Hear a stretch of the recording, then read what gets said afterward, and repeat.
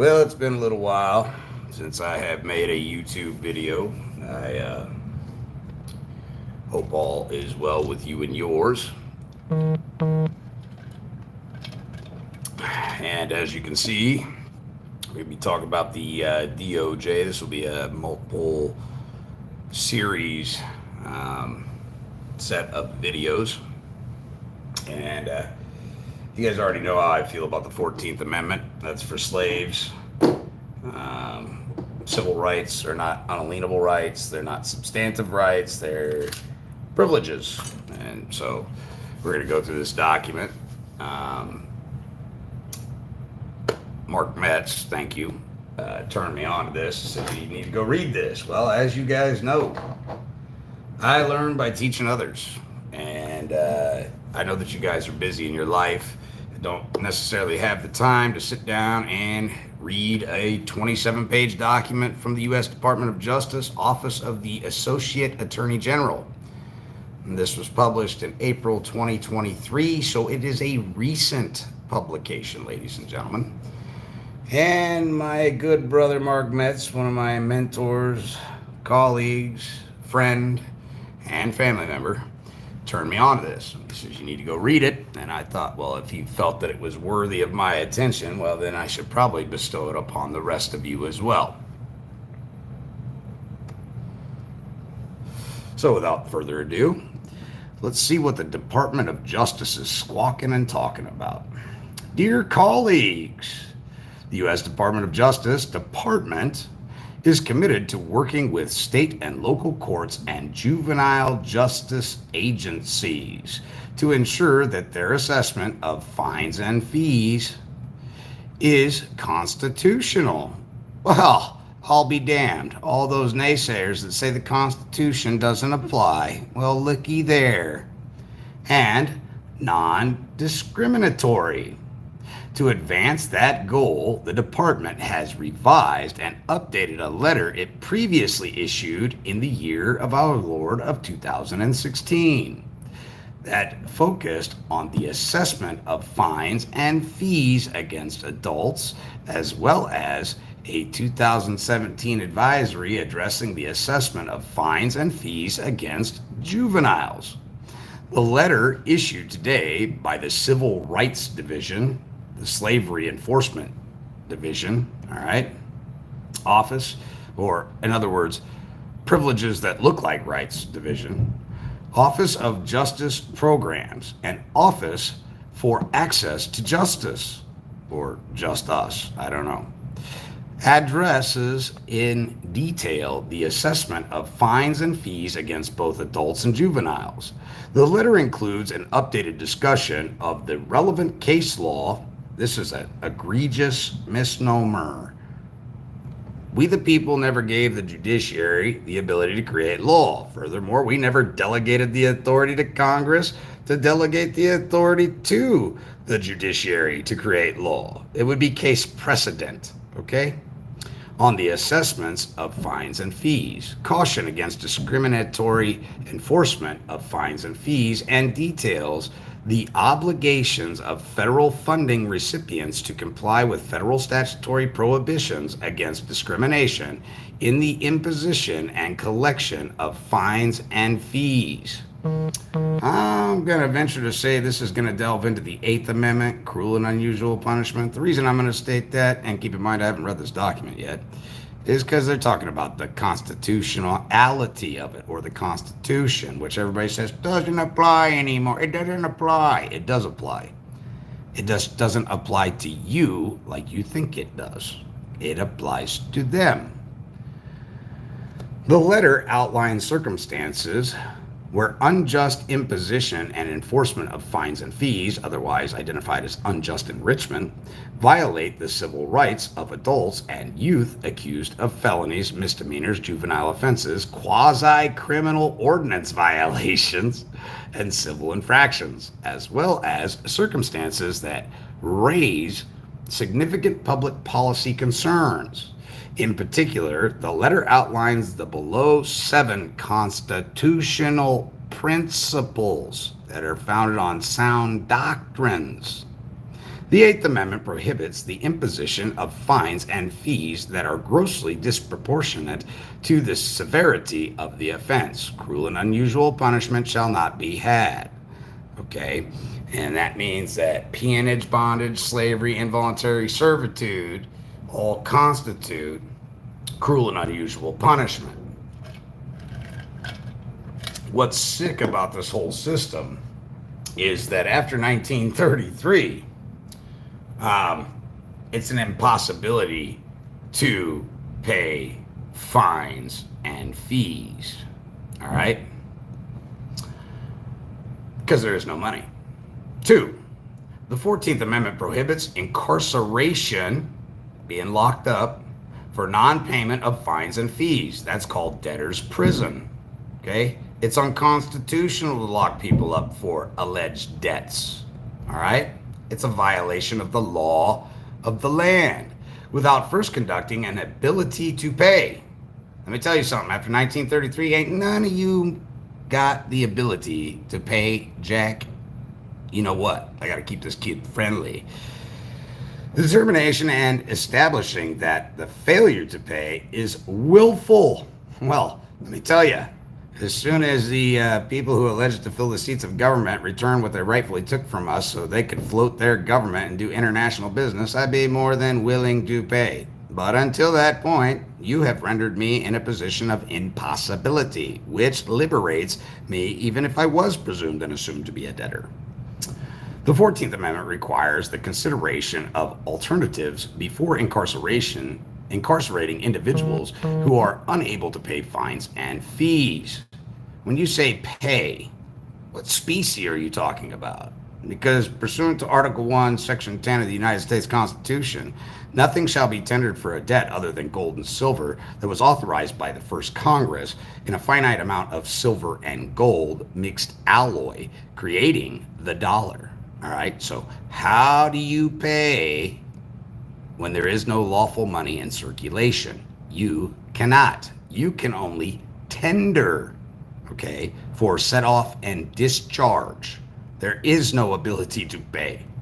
And in order to remain with clean hands and stand in honor, you could accept the obligation and take care of it as surety while being guaranteed your right to be availed, and then you fill the role of creditor, and you are entitled to all rights, titles, interests, dividends, derivatives, debentures, hediments, general tangibles, general intangibles, chattels, securities, trust residuals, trust residue, rents, profits, proceeds, futures, and annuities. When I fill the role of creditor, I'm entitled to all of that. It's called subrogation. 4, the 14th Amendment prohibits the imposition of fines and fees that create conflicts of interest. 5, the 14th Amendment prohibits conditioning access to the judicial process on the payment of fees by individuals who are unable to pay. Let me tell you something. None of you can pay. Let's talk about this for just a moment in time. Okay? If you open up the constitutions, justice shall be had freely and without delay. Let's talk about the First Amendment, also a constitutional issue. Okay? There are 5 elements to the First Amendment. We have the right to redress of grievance. We have the right to assemble. We have the right of freedom of press. We have the right of freedom of religion. I can't believe that I'm drawing a blank on the 5th element. We just went over this. Please put the 5th element in the comments section, ladies and gentlemen. It's been a very long day. So there are 5 elements to the First Amendment. Freedom of press, right to assemble, good Lord, I shouldn't have done that off the top of my head. The freedom of religion, the right to redress of grievance, I can't believe I'm lacking on the 5th element.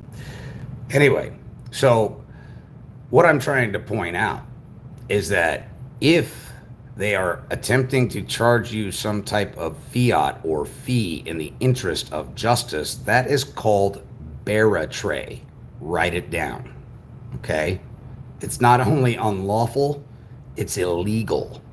Because as Americans, we have a right to walk into a court. And if that court is full of a bunch of corporate fictions, our issue takes precedent, and they are to stop their proceedings to handle our affairs, ladies and gentlemen. Petition, thank you, for redress of grievance. Thank you. Thank you very much. The 6th and 14th Amendments require due process protections, such as access to counsel in appropriate cases, as well as notice when imposing and enforcing fines and fees. And 7. The 14th Amendment prohibits the imposition of fines and fees in a manner that intentionally discriminates against a protected class. Ladies and gentlemen, you are a protected class of people. People, keep in mind, can be singular or plural. I am a people. All right? I am one of the people. In addition to constitutional responsibilities and related public policy concerns, the letter outlines the obligations of recipients of federal financial assistance, including courts, under Title VI of the Civil Rights Act of 1964. Title VI, the Omnibus Criminal Control and Safe Streets Act of 1968, Safe Streets Act, acts, again, don't amend the Constitution, ladies and gentlemen. They are acts. They don't change the law of the land.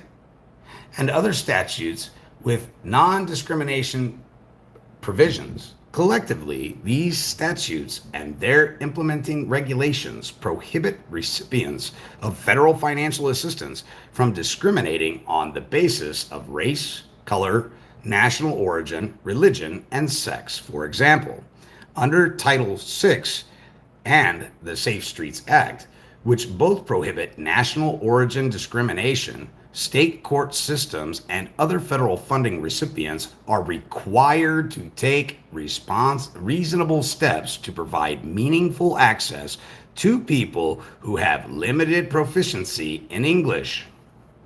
As noted in the letter, imposition of fines and fees that do not comply with constitutional and statutory requirements, or that fail to take account of other public policy concerns, may erode trust between local governments and their constituents, increase recidivism, which is repeat offenders, undermine rehabilitation and successful reentry, and generate little or no net revenue. Their whole ideology is based upon generating revenue, people. They're running a business.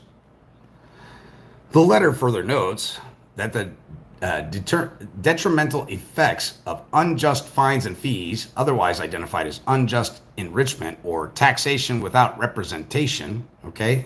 If you're not engaged in commerce, fines and fees don't apply to you, all right?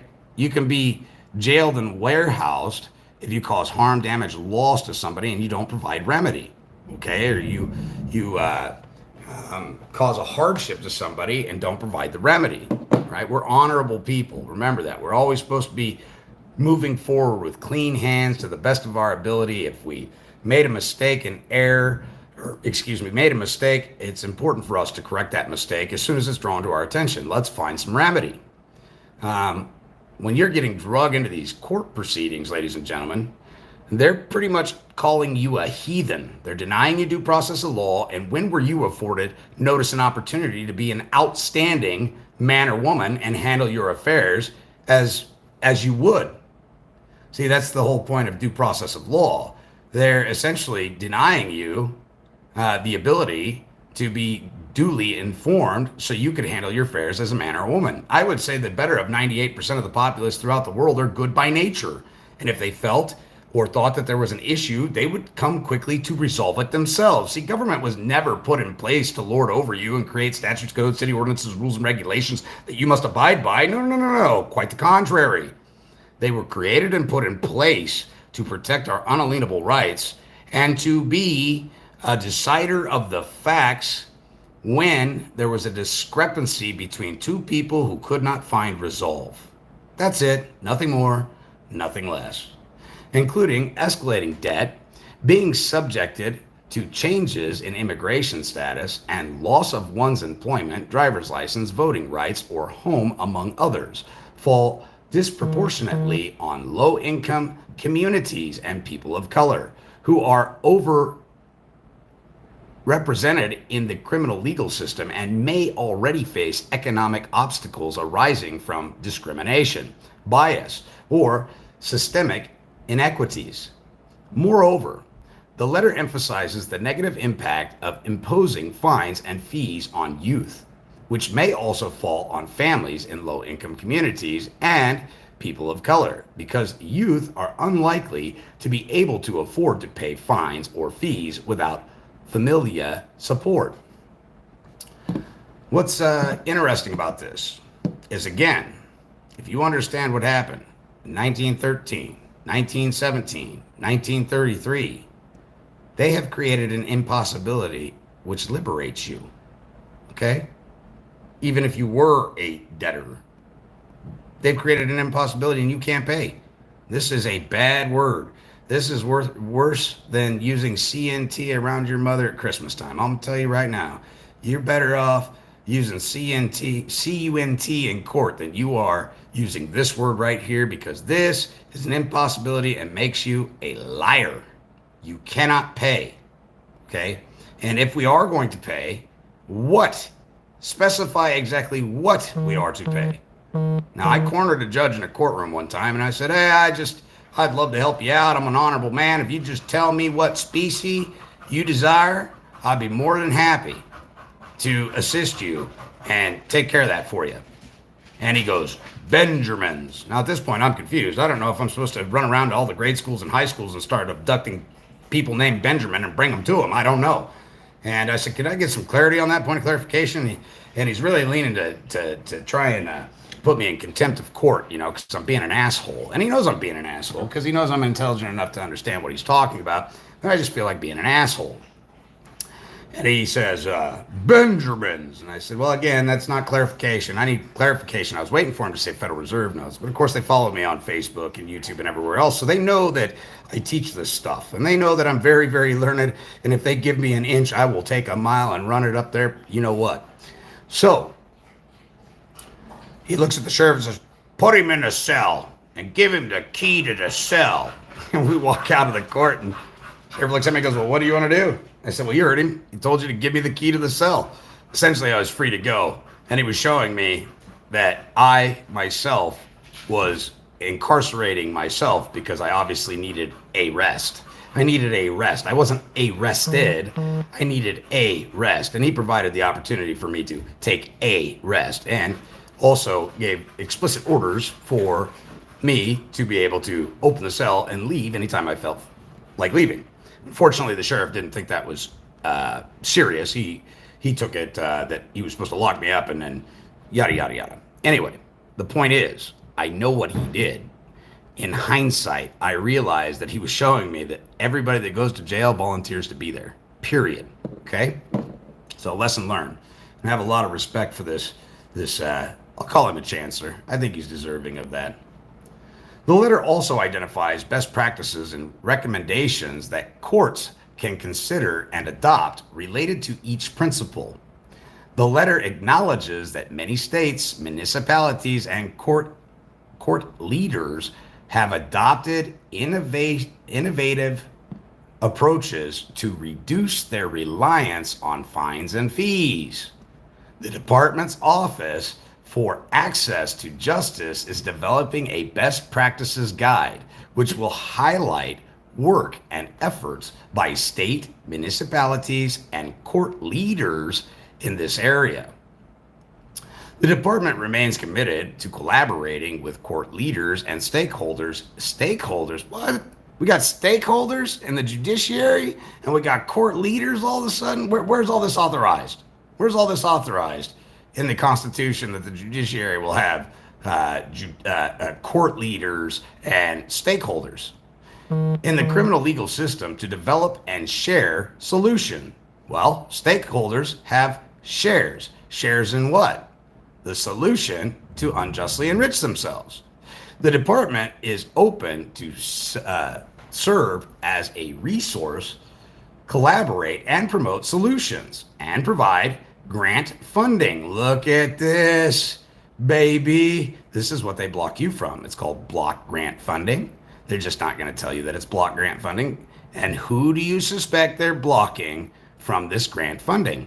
You. That's correct. You. They're usurping your power and they're funding themselves. And they put a nice little word in front of grant funding and they put block grant funding. Every time a conviction is given out on a court case, a certain amount of federal block grant funding is granted to these people for their retirement because, ladies and gentlemen, they have monopolized the legal industry. Now, remember, they broke apart all kinds of companies throughout the United States for being quote unquote monopolized, but this is one industry. Good luck busting it apart. All right. You have to gain the knowledge in order to establish a standing for which you can prevail. So the federal government's going to give these guys grant funding so they don't have to cause a hardship or a burden on the people with fines and fees, okay? And they're doing that as part of the solution to increase revenue for United States citizens. Now, I have nothing against United States citizens. You want to be a United States citizen, you go right ahead and be a United States citizen. You pay them taxes like a good United States citizen slave, and you go ahead and do that shit. Okay, I'm all for it. Do what you think you got to do. But I'm telling you, you can't pay for nothing. Okay? It's just a fact. It's a cold, hard fact. It's also under the Banking Secrecy Act. It's a trade secret. If you go into a public venue, by public venue, I mean a court, spouting off at the mouth about it, they're going to look at you like you're a stark, raving mad loon, even though they very well may know exactly what you're talking about. They're going to completely ignore it. It's called plausible deniability. So, grant funding and technical assistance to state, county. Okay, so now we got the federal government, the state, and the county all working together because after the Act of 1871, the Congress became the board of directors and advisors to the commander-in-chief of the largest standing army under military occupation, all right? And the judiciary became an administrative branch, all underneath the executive branch, mind you, administering the trust, okay? The public charitable trust. Administering the bankruptcy, for those of you that don't understand what I'm talking about. Local, this would be your cities and villages, and tribal courts to improve the functioning and fairness of the justice system. To that end, in the coming weeks, the Department's Office of Justice Programs, Bureau of Justice Assistance, will release a solicitation, The Price of Justice, Rethinking the Consequence of Fines and Fees, seeking a training and technical assistance provided to work with a select number of jurisdictions interested in understanding and reforming their fines and fees policies and practices, and ultimately seeking to reduce the use of unjust fines and fees, aka unjust enrichment. They're unjustly enriching their principal, which is transferred over to them in their retirement and their CAFR funds and everything else. And I call it taxation without representation. Absent a victim, there is no crime. And because of that, I don't know why you have created this constructive trust and used a bunch of false and fictitious unregistered names using sham legal pleadings with simulated legal process to drag me in here under threat, duress, and coercion. But I'm here to tell you today, this can go one of two ways. Okay? and redirect the resources used in these systems into activities with a greater return on public safety. Now, everything they always do is in the name of safety. And remember, if you sacrifice liberty for safety, you shall have neither. Doesn't this sound so nice? Public safety? Yeah, it's got a nice ring to it. If you call law enforcement from your house, they'll take anywhere from 25 to 30 minutes to get to you. If Walmart employees call law enforcement, they'll be there in 3 to 5 minutes fucking flat. Because why? They protect and defend the public, which is all about revenue. And if you don't believe me, look, it's clearly what they're talking about.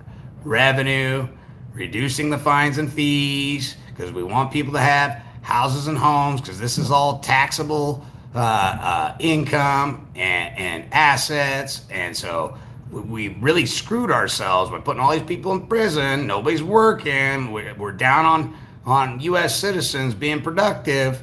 So again, it's all about revenue. It's got a nice ring when they say it's a constitutional issue, but I'm really telling you, I know exactly what it's about. And they put it right there. Revenue. It's all about revenue. All right? And then to ease the pain for the resources needed to continue to maintain their policy enforcers and gun-toting morons that run around unjustly enriching themselves under the guise that they're qualified to make legal determinations on the side of the road. Don't worry.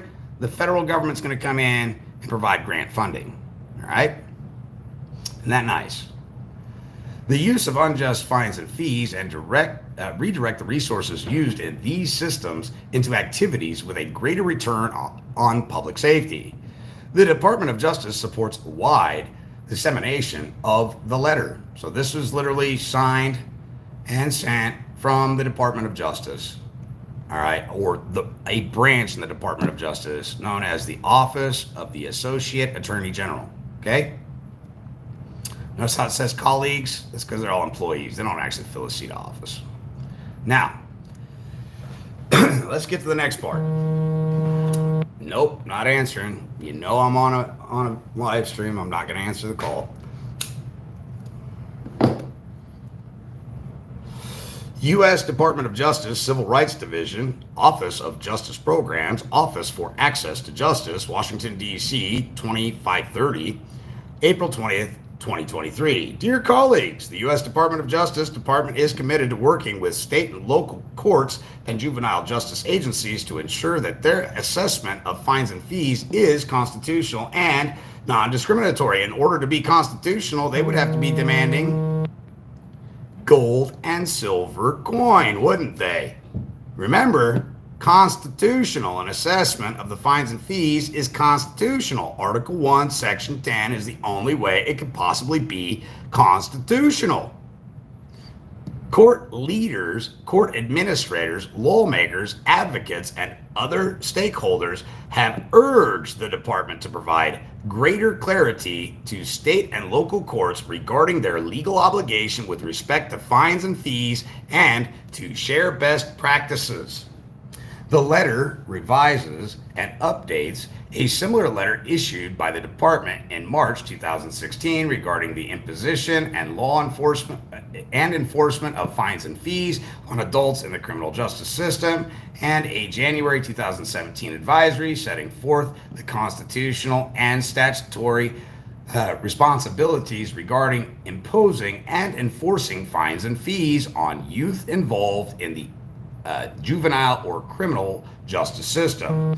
This letter addresses some of the most common court-imposed fines and fees practices applicable to adults and youth, with potential to run afoul of the U.S. Constitution. This letter also describes relevant constitutional and statutory protections against discrimination and explains how they apply to fines and fees. Finally, many states, municipalities, and court leaders are adopting innovative approaches to reduce their reliance on fines and fees and this letter. Now, I don't know how many of you have ever noticed these little numbers that you'll see. For example, there's a 1 here, there's a 2 here. Oops. So at the bottom of this, you'll see the number one. And when you're doing your research and you're trying to put two and two together of what they're trying to articulate here, we want to go down to number one. This document does not bind the public. Rather, it advises the public of how the department understands and is likely to apply binding laws and regulations. Okay, we'll look at number two. Number two is right here. Court leaders, court administrators, lawmakers, advocates, and other stakeholders have urged the department to provide greater clarity to state and local courts regarding their legal obligations with respect to fines and fees and to share best practices. This document does not bind the public. Rather, it advises the public of how the department understands and is likely to apply binding laws and regulations. Now, we go to number two. This letter revises and updates a similar letter issued by the department in March 2016. So we go to number two. As used in this letter, courts include state or local courts and the juvenile justice system. You notice how they don't say juvenile courts? It's juvenile justice system because there's only state and local courts. All right. State, local courts, federal courts, U.S. Supreme Court. But now this is a completely different ballgame over here. Applicable to youth, including juvenile courts. Now, I want to point something out. Back in the day, if you got unruly and you were a quote-unquote juvenile, the once great lesson in mankind was you don't raise somebody else's child. Wait till your father gets home. He's going to straighten you out. How we got to this position where the justice system is human trafficking our offspring is because we allowed this nasty ass shit right here. All right. When they created war against the family, they knew that they were going to disrupt the families and create war amongst men and women, and the children would soon become unruly. So they create this for a nice money-making scheme right here.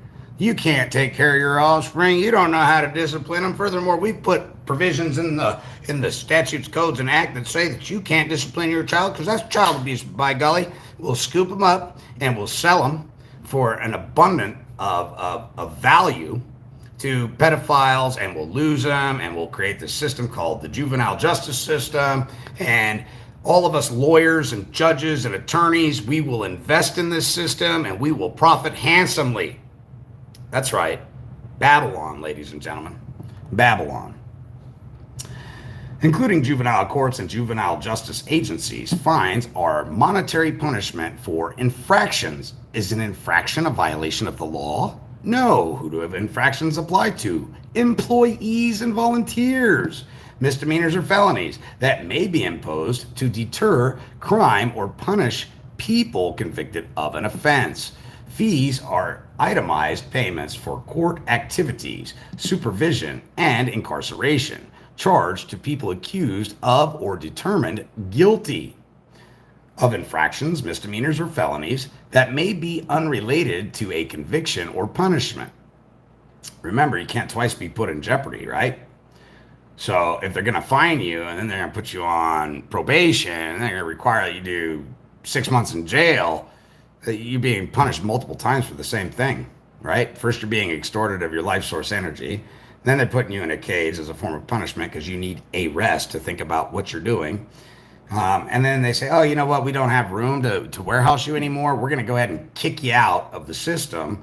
And we're going to put you on probation, which you have to pay for. So you're getting hit again, monetarily speaking, or life source energy. Because remember, you can't pay for anything. All right. So they're just absorbing your life source energy to keep you from being able to study shit like this. They don't want you studying this. They want you to have 2 or 3 jobs so you can never figure this shit out. All right. The department notes that any non-departmental studies or external resources cited or linked to in this letter are provided for informational purposes only and do not necessarily represent the views of the department. This letter updates and supersedes the March 2016 Dear Colleague letter, which was rescinded in December of 2017. This letter also updates and supersedes the January 2017 advisory for recipients of financial assistance from the U.S. Department of Justice on levying fines and fees on youth involved with the juvenile justice system, which was rescinded in December of 2017.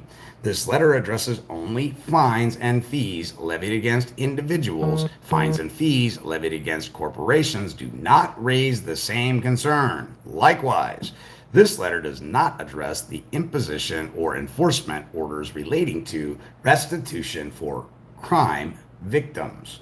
Now, remember, under Code of Federal Regulations, CFR 27-7211, all crimes are commercial. They are monetizing everything. There is a mortgage on the turd you take in the morning loo. They are monetizing it all, ladies and gentlemen. And it's important to understand that. Identify some best practices, recommendations, and policies consideration that courts can consider and adopt. There are circumstances in which assessments of fines and fees may be lawful, and many jurisdictions lacking other dedicated sources of funding rely on some of the revenue generated by fines and fees. Look at this. It's a RICO racketeering scheme. It's a scam. They trying to get you to go in there and plead guilty, not guilty. That's a racket, ladies and gentlemen. Doesn't the man or woman bringing the claim have the onus of probandi to prove their fucking claim? Why would I be walking in there going, oh, I'm not guilty? No. That's not how that works. I plead that I hope that motherfucker over there can prove his claim and he's actually got a real party and interest before I have to whoop his ass and then he does become somebody who actually has grounds for a claim, right?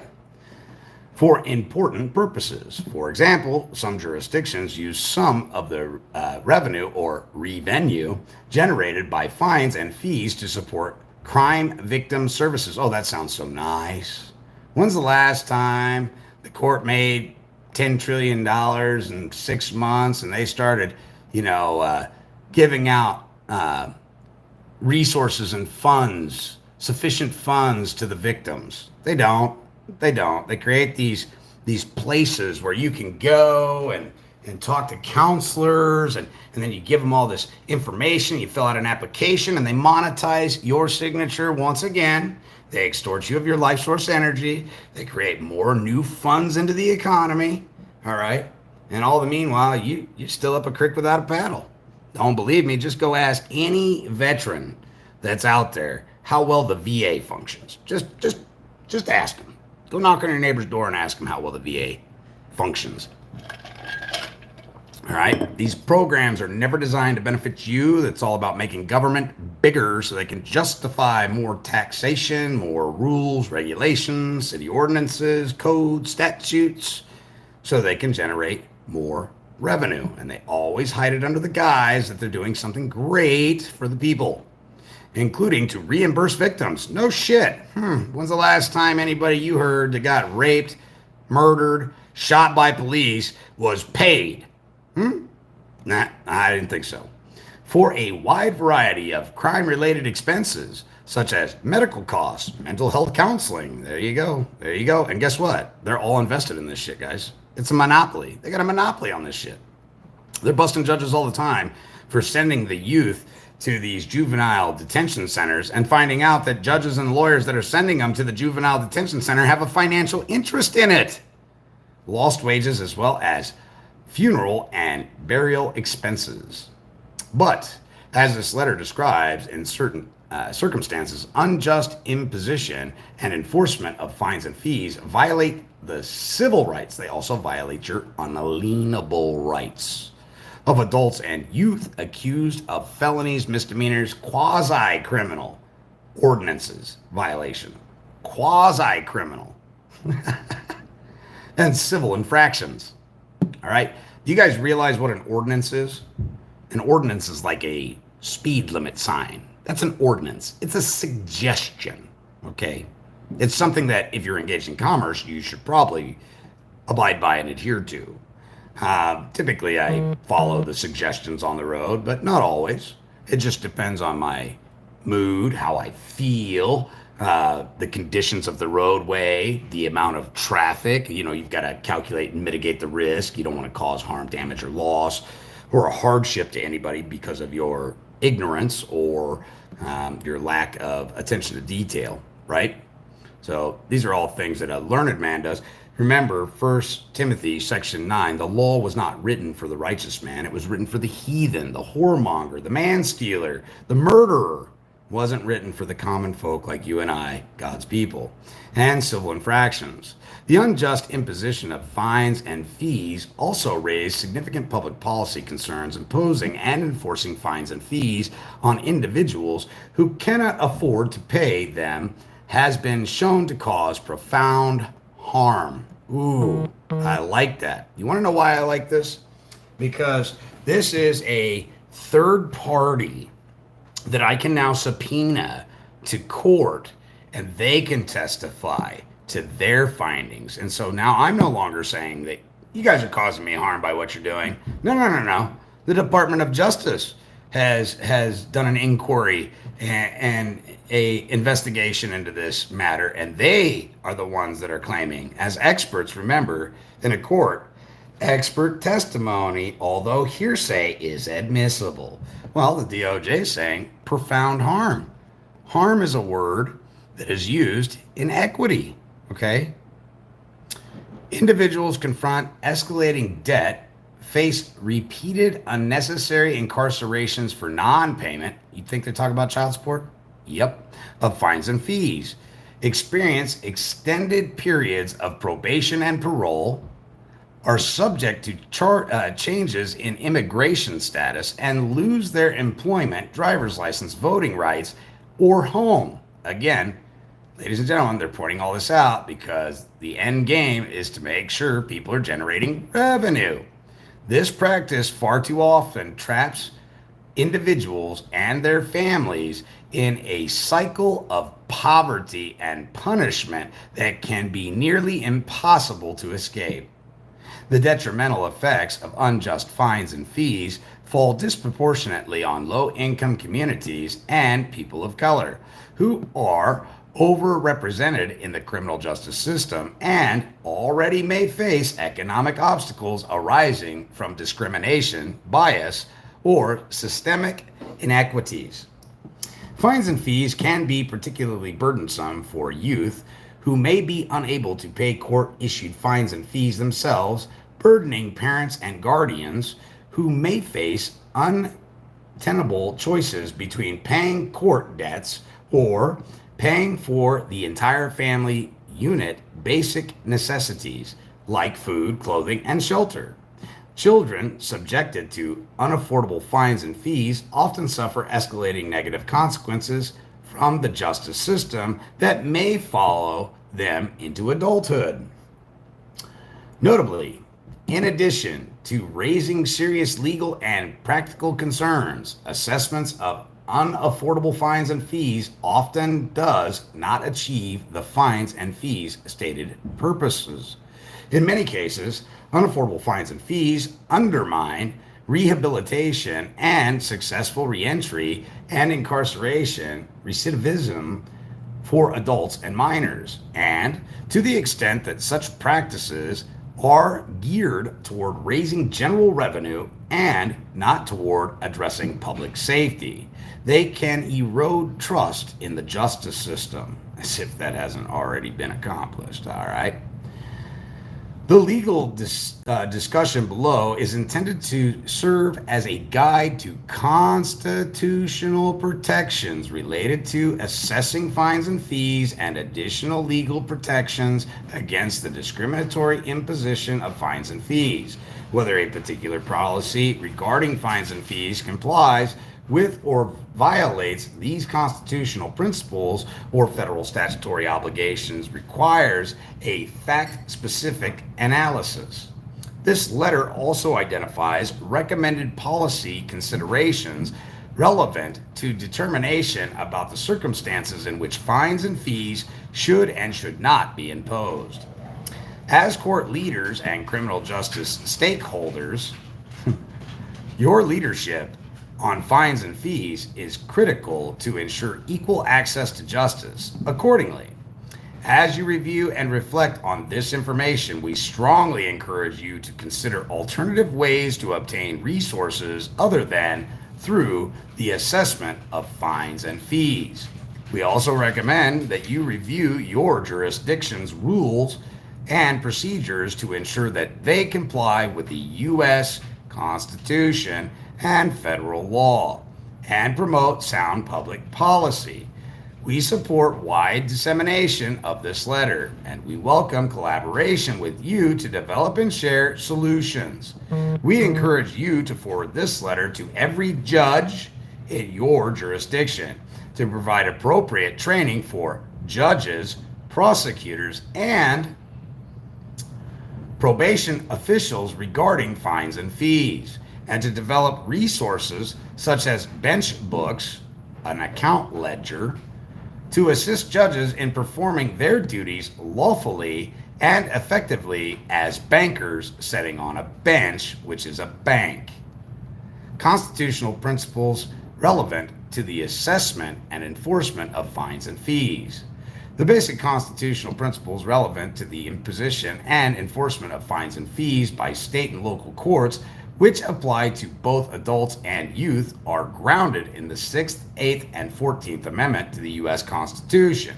These principles, explained in subsequent sections below, are: the 8th Amendment prohibits the imposition of fines and fees, as well as cruel and unusual punishment, that are grossly disproportionate to the severity of the offense. 2. The 14th Amendment prohibits incarceration for non-payment of fines and fees without first conducting an ability to pay determination and establishing that the failure to pay is willful. Okay? That's also what the 8th Amendment covers as debtor's prison. All right? Can't be put in a cage for a debt. You also can't pay a debt with a debt. And all you have to do is read the 73rd Congress, Volume 77, Book 1. It's only 1,600 and some pages. Slow down and read it like I'm reading this to you now, and you will grasp exactly what they did. The 14th Amendment requires the consideration of alternatives before incarcerating individuals who are unable to pay fines and fees. The 14th Amendment prohibits the imposition of fines and fees that create conflicts of interest. Okay? The whole judicial system, as far as the administrative side goes, is a conflict of interest. It's a perpetual conflict of interest. And ladies and gentlemen, we are the remedy. That's the important part. We can change it. You have the power. You just need the knowledge. The 14th Amendment prohibits conditioning access to the judicial process on the payment of fees by individuals who are unable to pay. They want you to fill out a former pauper's form. I'm not filling out that shit. I'm not accepting your titles. I'm not going to be pro se or a former pauperess or a pauper. I'm not a pauper. I'm an accredited investor in the United States Corporation, and as evidenced by the birth certificate, which is a bill of lading, a warehouse receipt, that I have special drawing rights, and I am the holder in due course, ladies and gentlemen. That's right, you're a bad mamma jamma. You are so fucking wealthy you don't even know. The 6th and 14th Amendments require due process protections such as access to counsel in appropriate cases, as well as notice. All due process of law is notice and opportunity, all right, when imposing and enforcing fines and fees. And the 14th Amendment prohibits the imposition of fines and fees in a manner that intentionally discriminates against a protected class. You are a protected class, okay? The 8th Amendment prohibits the imposition of fines and fees that are grossly disproportionate to the severity of the offense. Have you ever been in a courtroom and Tom gets a slap on the wrist, a $5 fine plus court cost, and Ned was doing the same 5 mile an hour over 3 hours later, got pulled over by the same officer, and you're sitting in the courtroom, and Ted paid $5 and Ned's going to pay $150 plus court cost? Is that equal protection of the law? How is it that Ned and Ted weren't treated equally, weren't treated fairly? The 8th Amendment prohibits imposing excessive fines. A fine is unconstitutionally excessive under the 8th Amendment when it is grossly disproportional to the gravity of the defendant's offense. Okay? So, I might have violated the letter of the law, but I didn't violate the spirit of the law, and therefore I didn't violate the law at all. Okay? And therefore there's no reason nor rhyme for any bail, bond, fines, or fees. All right, there's no injured party, no corpus delicti, no mens rea, no malium inse, no malium prohibitum.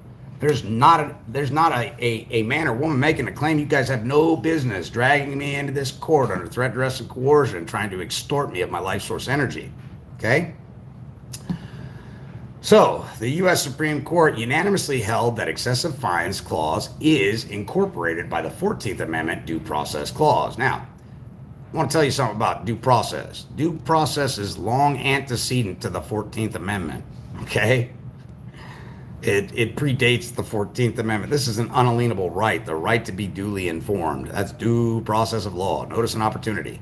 And it's long antecedent to paper, parchment, and ink. Everybody's always had the right to be fully informed if they've caused harm, damage, injury, or loss, or to be fully informed before they enter into a contract. Okay? And is therefore applicable to the state. The excessive fines clause limits the government's power to extract payments, whether in cash or in kind. Notice they're not talking about dollars, cash, or in kind. What are they talking about? Notes, drafts, bills of exchange, bankers' acceptances, and trade acceptances, ladies and gentlemen.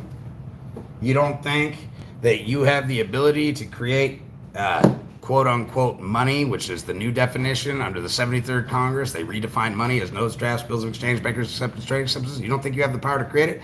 Have you ever known somebody that went to jail and got out on OR bond, what is called an OR bond, where let's say bond is $50,000, 10% is $5,000. We're going to let you out on an OR bond. You just need to sign that document downstairs.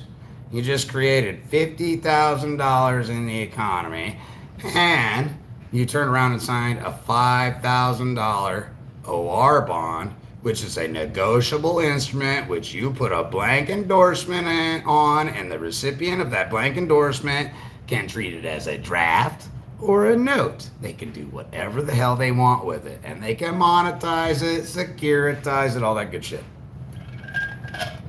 I'm telling you, the court system makes trillions of dollars a year, better than 10 trillion a year, I would say. And I'm telling you right now, they've never been on Forbes magazine, and they never will be.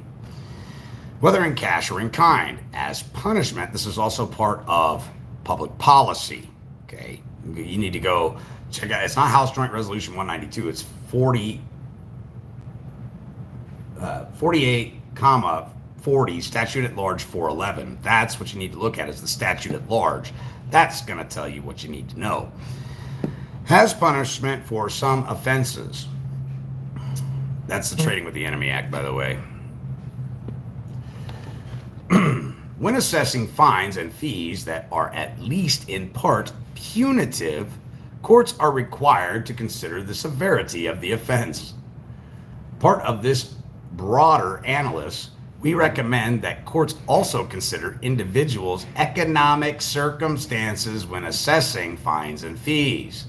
The U.S. Supreme Court in Timms noted that the Magna Carta required that economic sanctions not be so large as to deprive an offender of his livelihood. This is called invoking the law of the mother country, just so you know. That's why they're making mention of it.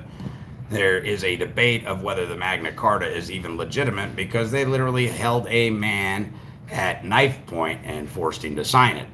Okay, that's not due process of law. Anyway, second alteration in original, quoting Browning Ferris, 492 U.S. at 271, some courts have required consideration of an individual's economic circumstances as part of the proportionality assessment. Well, here's the simple fact of the matter. In 1933, they robbed you all blind. You are not a pauper. You are in a state of impecuniosity. There is nothing they could demand of you that you could give them, okay, without having to rob Peter to pay Paul. What is their proprietary interest in somebody else's intellectual, private, trademark, copywritten, patented product? Yeah, that's right. Federal Reserve notes are privately owned, copywritten, trademarked pieces of art, and that's why it's illegal to remanufacture them, okay? Because they're trademarked, service marked, and copywritten. And So if they're ordering you to pay dollars, dollars of what? Just give me the specie. You just tell me dollars of what? You talk about Article 1, Section 10, because then you'd be violating public policy. And if you violate public policy, well, hell, that's just as bad as violating the Constitution, which is the law of the land. You see how that works? The difference between those two jurisdictions?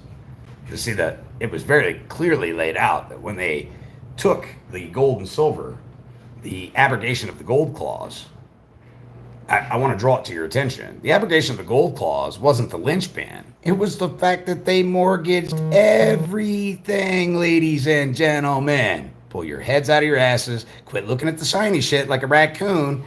When you got a mason jar with 3 nails through the lid and you put a gum wrapper in the bottom of the son of a bitch and you wedge it into a tree, a raccoon will literally reach in there to grab that shiny thing and he will not let that fucker go. You could come up and flick him in the ear. He will not let that gum wrapper go. He ain't letting that thing go for nothing. Let go of the shiny shit, people. And pay attention to what they really did, because it was pretty fucking sinister. But there's a plus side to this. They mortgaged everything in order to do international business. And because they did that, they had to issue a receipt. And anybody that knows anything about receipts that's been attending these classes that we've been doing, you understand the receipts are money. It's how you get your recoupment of your life source energy, and you recycle it. Okay? Regardless of whether it is constitutionally required, consideration of an individual's economic circumstances is a logical approach, because fines and fees will affect individuals differently depending on their resources. So, whereas a man who might have a certain amount of resources might not do a day in jail, right? But a guy who has no resources that they can extort from him, well, they're going to take his life source energy anyway and put him in a cage. Then he'll lose his job. When he loses his job, he'll probably lose his house. And now he's got to latch onto the system to survive. And they actually enjoy that because it promotes bigger government, more spending. All right? Everything these people, these schmucks, say they're doing to benefit you, it's not for your benefit. Boy, they sure do color it up real nice. But I'm going to tell you right now, when you read this slowly and you apply sound doctrines and principles, the only reason they're doing any of this is to make government bigger and to extort the life source energy of the people even more, to float it. When a person already cannot afford a basic need, such as housing, a fine or fee of any amount can be excessive in light of that person's circumstances. Let me tell you something, ladies and gentlemen. Excessive bail and bond shall not be had, even if they're making it 2 frickin' nickels. It's 2 nickels too much. And thus may not be appropriate, even if it were legally permitted. You're not supposed to be incarcerated paying an OR bond or a PR bond anyway. If there's no victim, there's no crime. Now, you're involved in a simple battery, simple assault, it may just tell you when your court date is. You murder somebody, that's a little different story. Okay, you're probably going to be sitting in the brig for a few minutes there while they assess the risk that you are to the people in the community, right?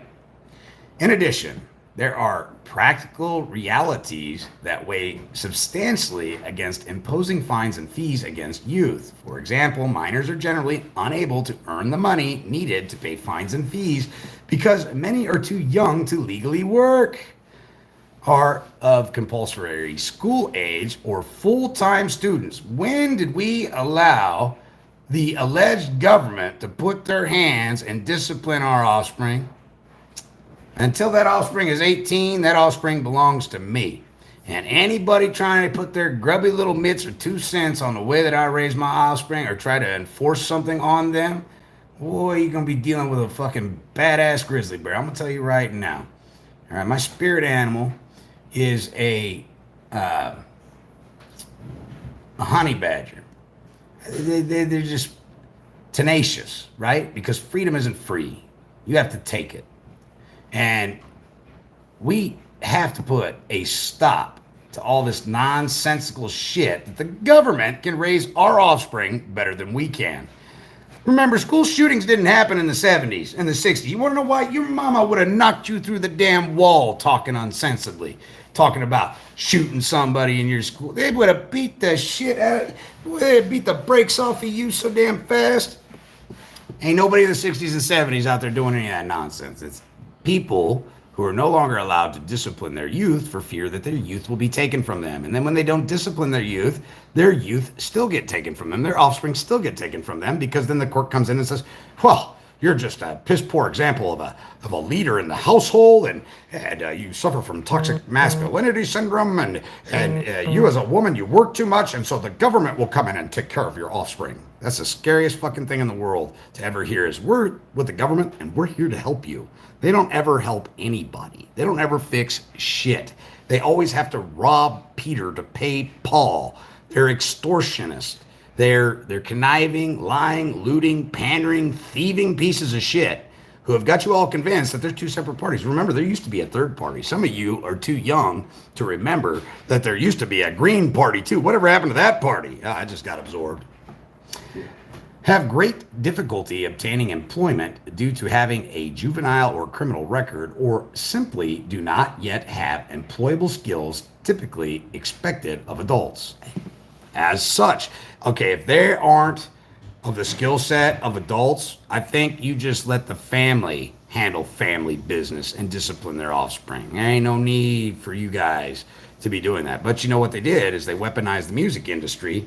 So that way, your kids would be walking around talking about slinging dope, shooting people, screwing hookers in the park, and lo and behold, they're 13, 14 years old, they're running around with guns, shooting people because they think it's cool, selling dope, sleeping with hookers, and voila, the perfect combination for sending them to prison, because then they get a reputation in the court system as a young adolescent, and they use that time and time again against them. Even though they say it's sealed after the age of 18, they still go back and reflect on that record. So much for, he did the crime, he paid his debt to society, and now he's free. No. They always use that record against you guys. All right? As such, the imposition of any fine or fee, which is unlawful and illegal because they don't follow Article 1, Section 10, and remember, this DOJ polite colleague letter is telling them it must be constitutional. All right? Fine or fee on youth has the potential to be an excessive and unreasonable burden. Yep, that's right. The 14th Amendment prohibits incarceration for non-payment of fines and fees without first conducting an ability to pay. Well, they already know you don't have the ability to pay. That's fucking laughable. Determination and establishing that the failure to pay is willful. Well, I guess we do have the ability to tender, but we don't have the ability to pay. So I know that I'm going to be scrutinized by some people on here. They're like, oh, if he's so learned, how come he doesn't realize that he can tender? Tender and payment are two different things, my friend. Two different things. Okay, words have power and they have fucking meaning. And this is why I do these videos. The due process and equal protection principle of the 14th Amendment prohibit punishing a person for his poverty, which they created. And really, you're not impoverished, because the new money that is lent to the bank comes in the form of notes, drafts, bills of exchange, bankers' acceptance, and trade acceptances. And who do you think has the power to create those? That's right, you do. You need to go get familiar with the Negotiable Instrument Act of 1881 as amended and adopted in 1882 by all 50 states. That's right. Thus, the U.S. Supreme Court has repeatedly held that the government may not incarcerate individuals solely because of their inability to pay a fine or a fee. In Burden, the court explained that the case about equal access to justice involved both equal protection and due process principles. Now, again, the reason they're trying to charge you is because they think you're coming in as an unincorporated, unregistered, fictitious business, okay? And in reality, what you're really doing is coming forward under the First Amendment to get a redress of grievance and to have justice prevail for an issue, right? And as a man making a claim, justice shall be handled swiftly, without delay, and without payment. The only reason they tell you, well, that'll be $640, is they're presuming and assuming in maritime admiralty that you are wanting a commercial venue. I don't do business in the commercial venue. Okay, that is not where your equitable right of redemption and remedy are. Okay, so I pull out the old Constitution. It says right here, justice shall be had swiftly, without denial, and without delay, and without payment. Do you enforce and uphold and protect the Constitution, that line drawn in the sand? Yes, we do. Great. Because this is not a criminal complaint. I am not complaining like a whining little snatch. I'm over here making a claim as a man, because I have been caused harm, loss, and damage by way of trespass and tried to remedy it on the private side using a private administrative process, and somehow we haven't been able to resolve the issue. So now I need access to the lawful side of the court, not the legal side where you deal with fictions and all the bullshit. We're coming to reality, all right? Court has repeatedly held that the government may not incarcerate individuals solely because of their inability to pay fines or fees. The court explained that cases about equal access to justice involve both equal protection and due process principles, and they therefore require courts to conduct a careful inquiry. They're testing you. It's a litmus test. Does he know that he can't pay? Is he intelligent enough to understand his unalienable rights and his right to his redress of grievance that is protected by the First Amendment? It's not a First Amendment right. You say I got a First Amendment right, you just lost, Scooter. You just lost. I have a unalienable right in the interest of justice and to be made whole for a claim of harm, damage, and loss by way of trespass, by way of theft, by way of the list just goes on and on. I use theft because theft really covers everything if you know how to use it. And when getting into equity, you make everything about property. Rights are property, and property are rights. Okay? And that's how you can always ensure that you're getting into an Article 3, Subsection 2, Subpart 1 venue instead of an Article 3, Subsection 2, Subpart 2. That balances the individual's interest against the state's interest. After conducting this inquiry, the court prohibited the incarceration of an indigent probationer for failing to pay fines despite bona fide efforts to do so, because to do otherwise would deprive the probationer of his conditional freedom simply because, through no fault of his own, he cannot pay the fine. Well, again, they're not telling you what to pay, all right? And when you ask them, well, how do I pay? What specie do you want? How do I get it? Where do I get it from? They'll say, well, you need a job. Well, if you look up the etymology of the word job, that means you need to go engage in a criminal activity. They're literally telling you to go create a crime. So you go to a job, and let's say you decide to work for Coffee Beans or gasoline. You don't want credits on account or Federal Reserve notes. Have they created an impossibility? Did they go get you the job? Because remember, he who provides the ends provides the remedy, right? Yes. Okay. So when they're ordering me to do something, no problem. Just tell me who, what, where, when, how, and why, and I will be more than happy to fulfill any order that you have for me. Not a problem, Skippy. But you need to remember that the law is specific.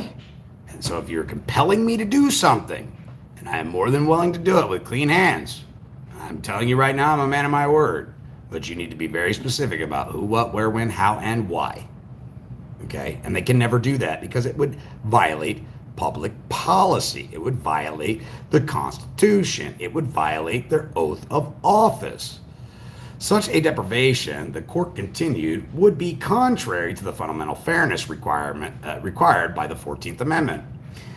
At 673, Tate v. Short, holding that the state could not convert defendants' unpaid fines for a fine-only offense to incarceration because that would subject him to imprisonment solely because of his indigency, okay, his inability to provide whatever the hell they didn't specify they really wanted.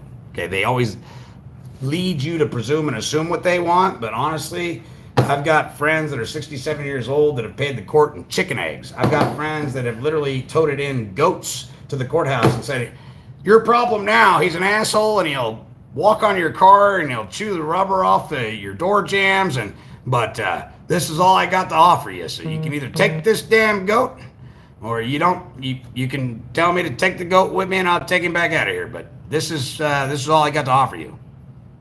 Guess what happened to her fines and fees? Poof, they just disappeared. Magic, because an offering, a tendering of payment made, all right, the offering of a tender made and refused liberates you.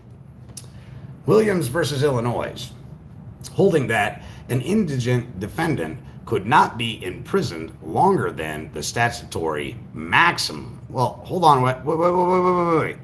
Statutory means that somehow you have volunteered or subjected yourself to their society. Do you have an SF-61 on file? Have you ever held public office? Okay, do you work for the alleged government? And even if you do, you're a civilian, all right? You're just an American man or woman, one of the people who happens to work alongside them, but you're not actually part of the government filling an office or a seat in government because you would have an SF-61 on file. And because you don't, guess what? This doesn't necessarily apply to you. For U.S. 431-2011, holding that a court cannot jail a parent for failure to pay child support without providing adequate procedural safeguards to ensure consideration of the parent's ability to pay. Again, you can't pay anything, ladies and gentlemen. I don't know how many times I'm going to repeat it, but at some point you will get it. State and local courts have an affirmative duty to determine an individual's ability to pay and whether any non-payment was willful before imposing incarceration as a consequence. Holding that in probation, revocation proceedings, probation being a contract, of course, for failure to pay a fine or restitution, a sentencing court must inquire into the reason for the failure to pay. Well, it couldn't be that in 1933, the abrogation of the gold clause and they mortgaged everything and then they redefined what money was in the form of notes, drafts, bills of exchange, bankers' acceptance, trade acceptances. And for some reason, when I create one, you guys will never accept it, monetize it. Send it to the Treasury to bring down the national debt. So that's on you, Scooter, not me. State and local courts should conduct this analysis even if a defendant does not specifically raise the issue. When assessing whether non-payment was willful, the key question is whether the individual has made sufficient bona fide efforts legally being the undoing of God's law, not lawfully, legally to acquire the resource to pay. Well, before I can legally acquire the resource that you allege that you are in need of, first you have to be very specific of that resource that you are looking for. You cannot expect me to go read your mind and bring you things.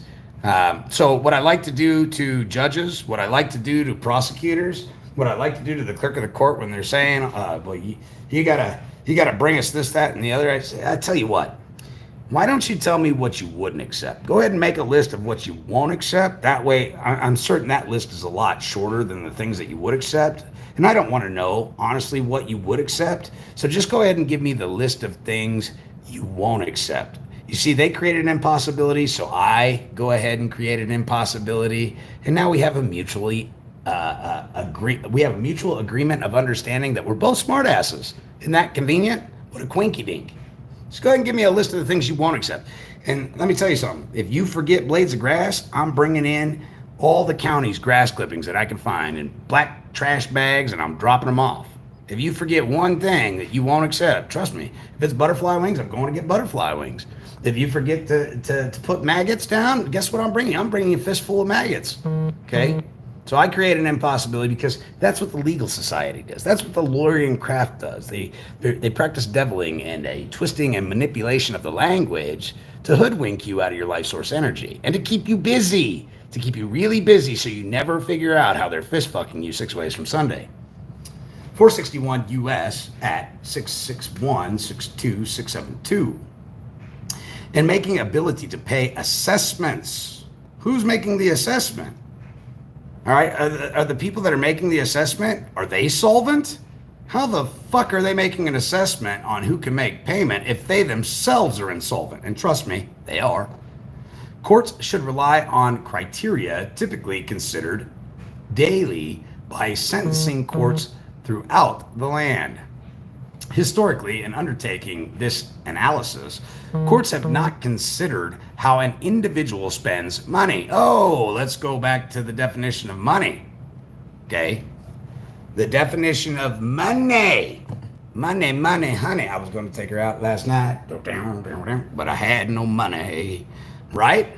Because our notes, drafts, bills of exchange, bankers' acceptance, trade acceptances won't be accepted by other financial institutions. Proclamation 2039. You can go to the movie theater and write yourself up a nice negotiable instrument, try and hand it to get tickets to the movie to have a hot date, and they go, sir, what is this? We're not going to accept that. Okay, well, you do have a recourse. You do have remedy, of course.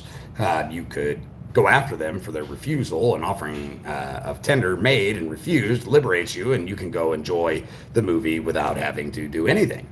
You made a good faith effort with clean hands. However, unfortunately, people don't know the law. They don't know the law, folks. And that's the hindrance. So money was redefined by the 73rd Congress in between March 6th and March 9th, a federal banking holiday. And I like it.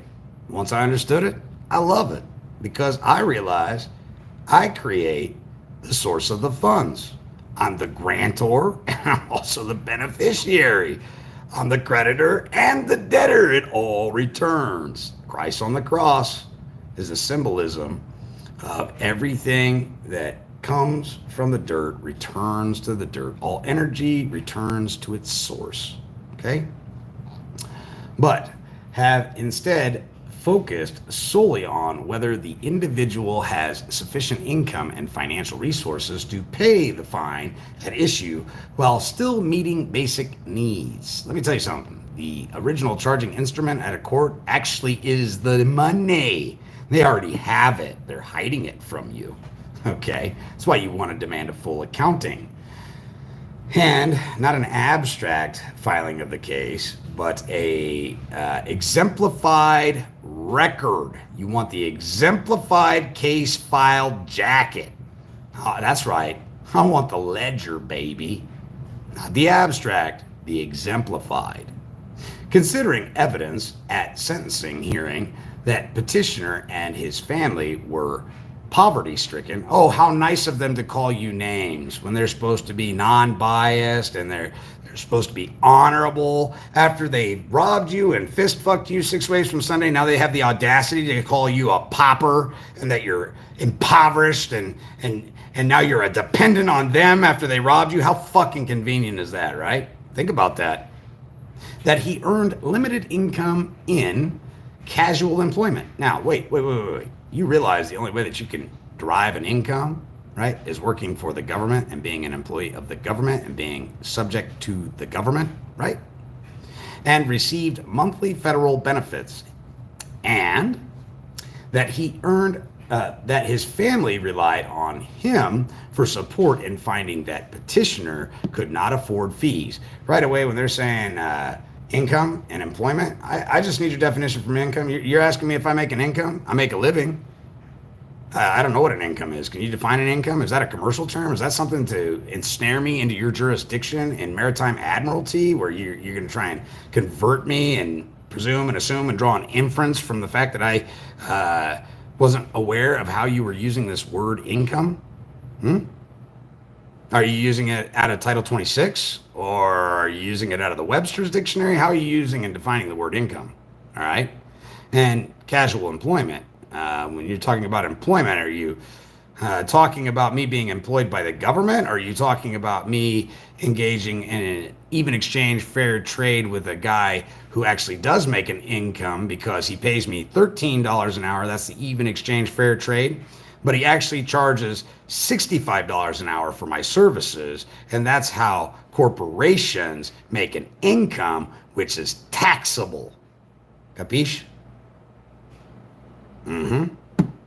And received monthly federal benefits, and that his family relied on him for support in finding that petitioner could not afford fees. See also U.S. Sent Guidelines Manual, subsection 5E1 to D2, directing courts to consider earning capacity and financial resources when accessing a defendant's ability to pay a fine. Now, here's what's funny. In 1933, ladies and gentlemen, you don't have any fucking resources. Everything's mortgaged. And a mortgage is a trust. And everything has been put in trust. All right? And we're the beneficiaries.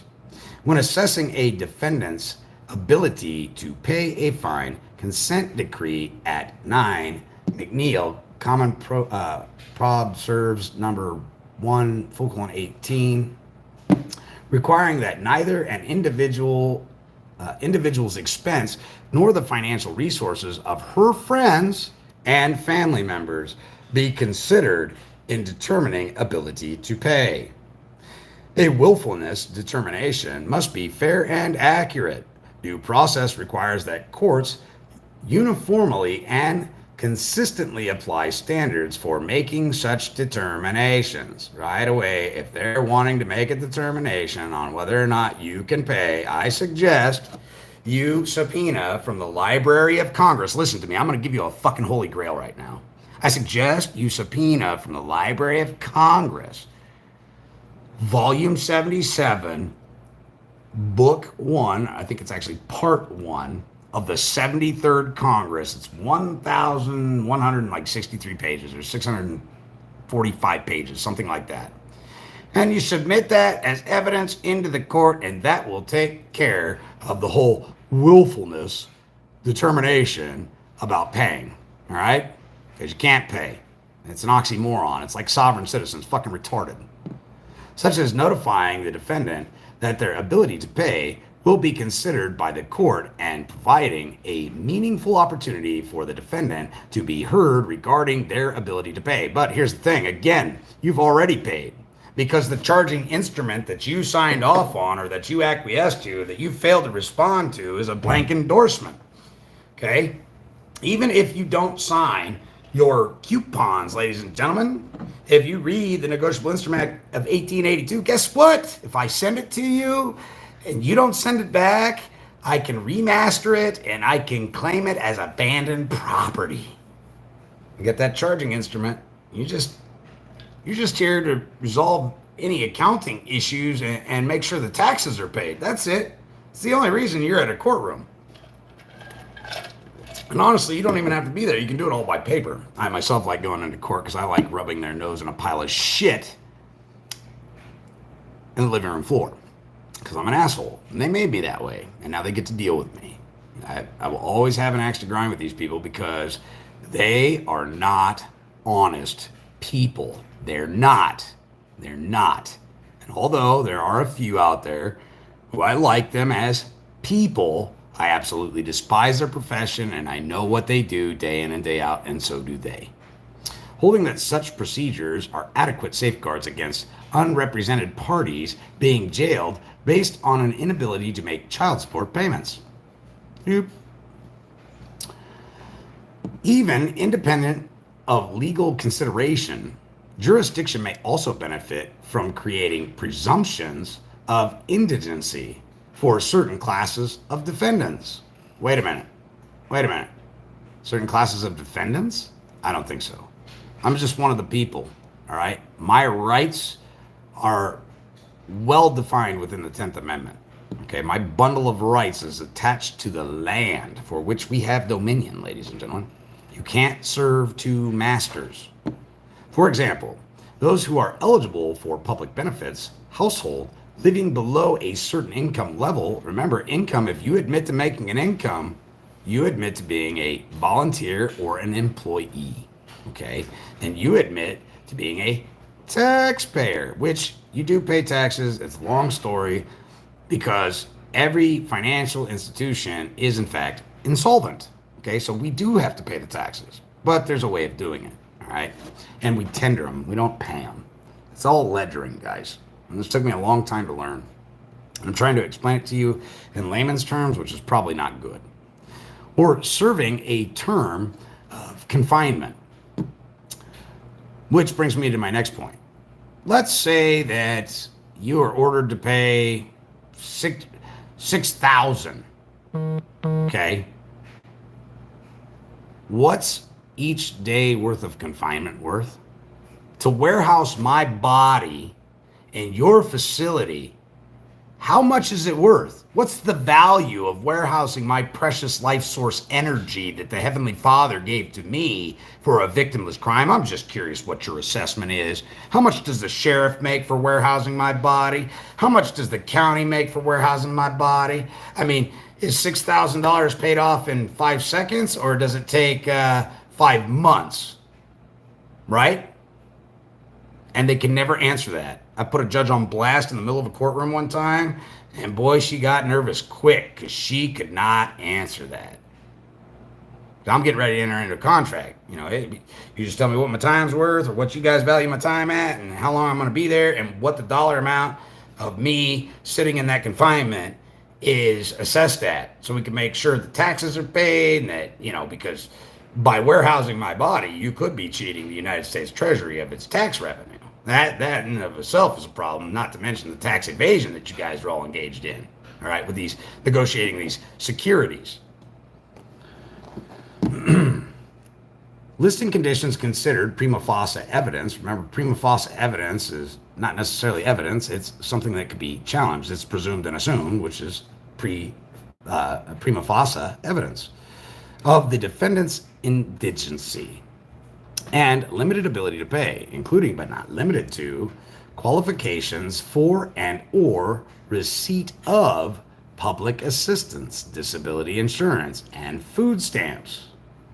Consent decree at 9, McNeil versus Common Probe Serve.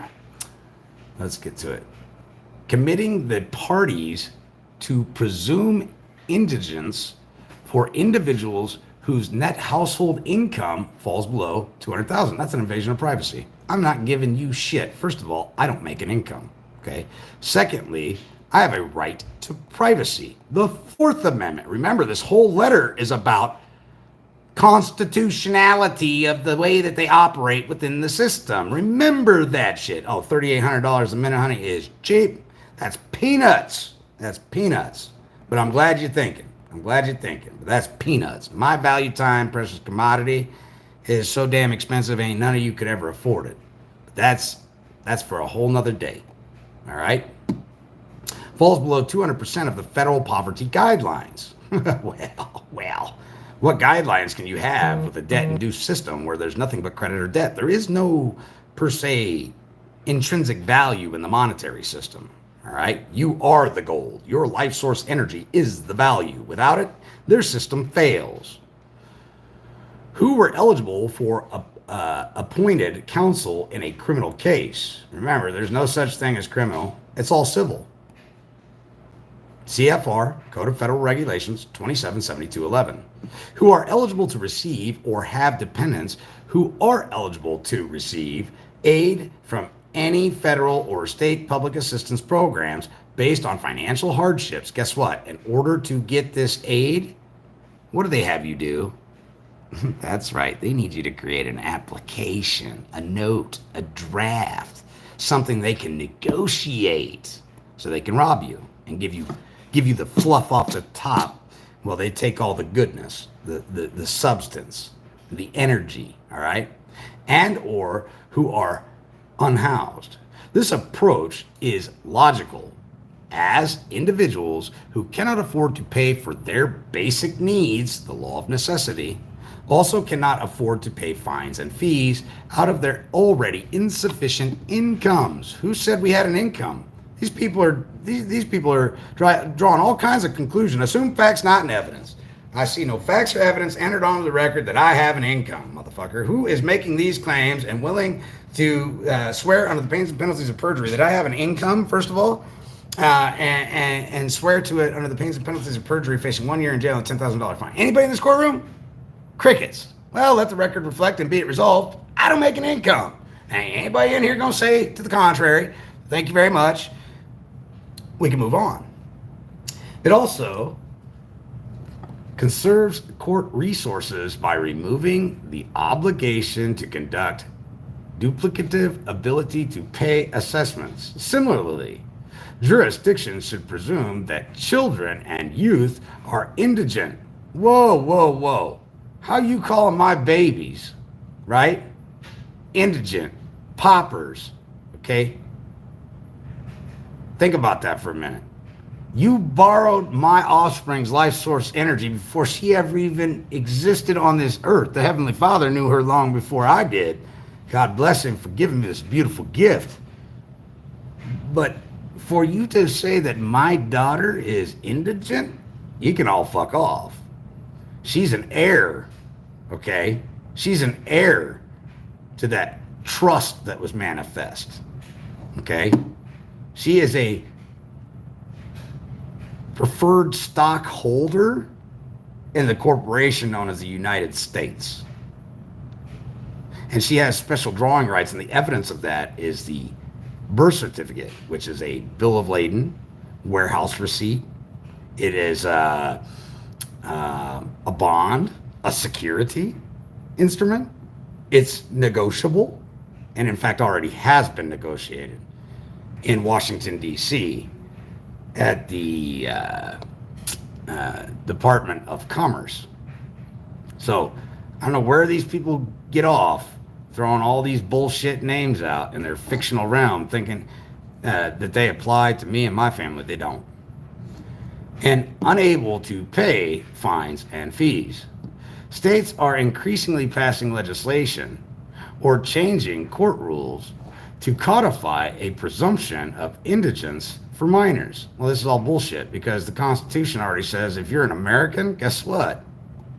If you're making a claim and not a complaint, there is no fine or fee. First Amendment is clear as a fucking bell. It's about knowing who you are. Furthermore, we recommend that courts conduct a willfulness analysis and apply Bearden's balancing framework before imposing other adverse consequences that implicate liberty or property interest on an indigent criminal defendant for non-payment. As the U.S. Supreme Court has recognized, non-carceral penalties may bear as heavily on an indigent accused as forced confinement. Stressing that the collateral, now we're talking, baby. Let's talk about the collateral. Let's talk about why your ass sets as an asset in jail, because you the collateral, and if something happens to you and the bond hasn't matured yet, somebody got to pay the piper. Consequences of conviction may be even more serious. Holding that driver's license may become essential in the pursuit of a livelihood, because in order to engage in commerce and make an income, you would have to subject yourself to being a driver, required to have a driver's license where you're using the freeways, highways, byways, passages of the people for profit, gain, and income. That's right. May become essential in the pursuit of livelihood. You notice they didn't say in the pursuit of happiness, because you already have the right to travel egress, and ingress from point A to point B at your leisure, at your pleasure in the modern day conveyances. Now, just so you all don't think I'm fucking crazy, because people go, if nobody had licenses, could you imagine all the accidents and all the crazy shit they'd be doing out there? Let me tell you something. In Nebraska, if a plane weighs, I think it's under 1,400 pounds, wet, you don't need a pilot's license to fly it. Ain't that some shit? You got some Jetsons activity going out there in the sticks where people are flying planes and absolutely have no license at all. Maybe they've got a little formal training in flying kites outside on a windy day and just decided to jump in a plane. Fuck it. It's easier to get around. It's easier to check cows, right? In Nebraska, there are the communities that you don't need a license plate, get this shit, on a four-wheeler to roll around town. Nope, don't need it. I'll be damned. But somehow on your private, non-commercial, household consumer good, you need a plate. You know what that plate's for, right? That's for identifying you. Okay, that's for saying, oh, well, you don't belong in this community. And now we can use the assertion, the presumption, and assumption that you come from a county or a town or a city that has a lot of drug activity, and that's grounds for probable cause and suspicious activity to go ahead and ask you to get out of the vehicle. That's what they're using that shit for, is for profiling. That's it. Nothing more, nothing less. Although some courts have declined to apply Bearden itself outside of the incarceration context, extending the Bearden guarantees to other serious adverse consequences will avoid depriving people of their liberty and property interest based on no fault of their own. Observing that the Bearden and related cases address only the limitations on imposing subsequent or additional incarceration on those unable to pay their fines. Jones, Governor of Florida, 975 F.3D, 1016, 1032, 11th Circuit Court, 2020. The Supreme Court has never extended Bearden beyond the context of poverty-based imprisonment. All right. In addition, some courts have held that individuals should not be required to complete extended terms or more burdensome conditions of supervision solely because of their inability to pay fees. Why? It would be an encroachment on your unalienable rights. Maybe you want to go live in the trees with a patch of fur across your groin, and you don't want to participate in the society of the modern era. And even if you do, you still have a right of privacy to say it's none of your fucking business whether I do or don't, until you can specifically tell me the species, not species, the species you are demanding of me, you have created an impossibility which has liberated me.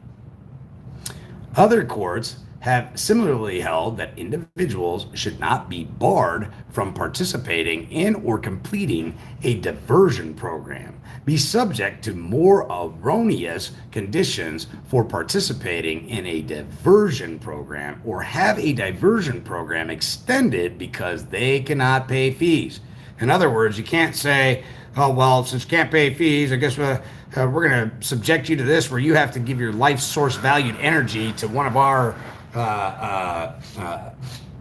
organizations that the judge, the prosecutor, the city council, the county council are all invested in, because they're unjustly enriching themselves using you as a form of currency.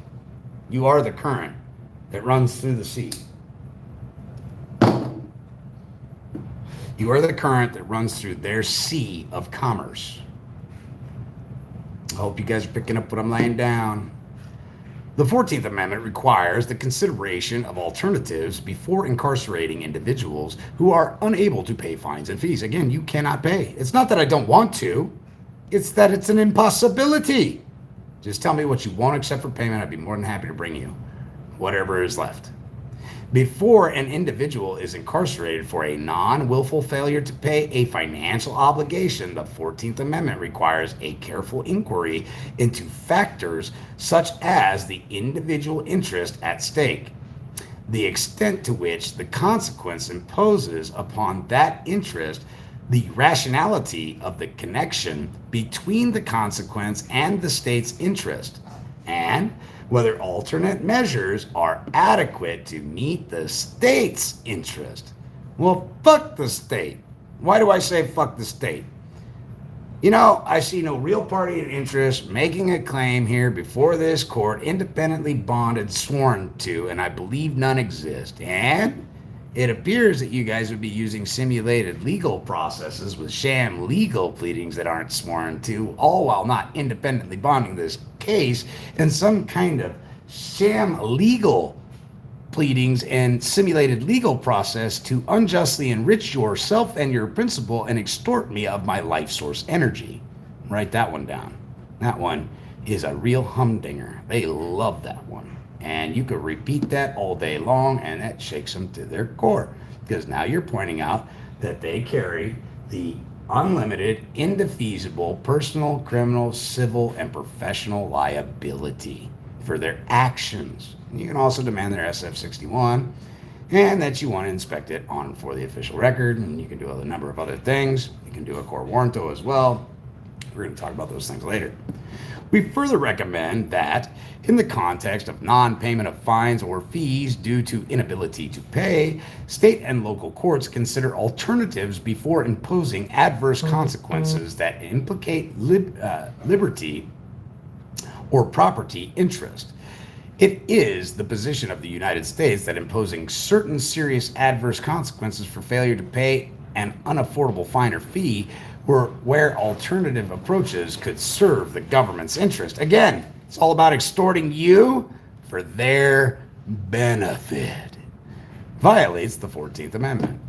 U.S. Statement of Interest at 17 and 18. U.S. Statement of Interest, Doc 27 at 17 and 18, arguing that automatically suspending driver's license for unpaid fines was unconstitutional because there were alternative means of serving the state's interests. Concluding that the government cannot detain individuals for failure to pay an unaffordable bail amount absent a finding that alternatives would not adequately protect the government's interest. Again, it's all about their interest. They're using statutes, codes, city ordinances, rules, and regulations, and the ignorance of the people to unjustly enrich themselves using your life source energy to monetize that shit and run around with the looty and the booty. They're nothing more than pirates on our land.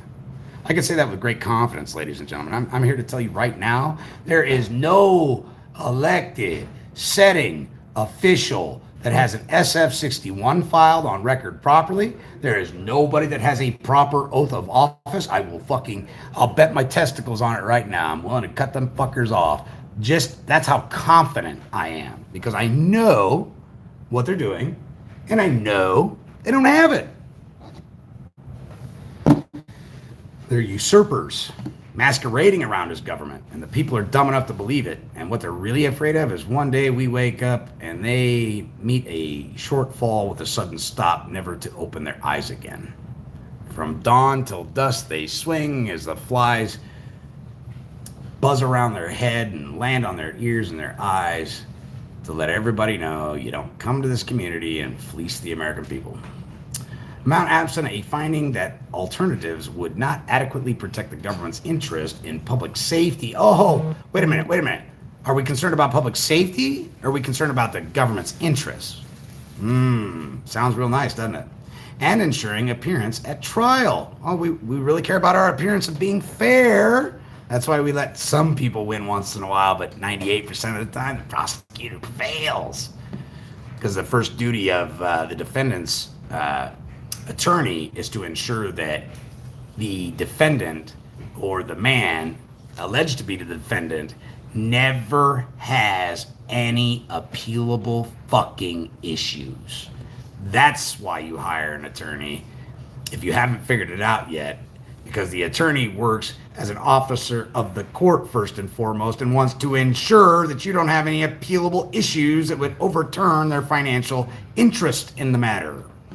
States and localities should consider, at least as a best practice, requiring a fact finder to reach a reasoned determination that alternatives to a contemplated adverse consequence are inadequate to meet the state's interest.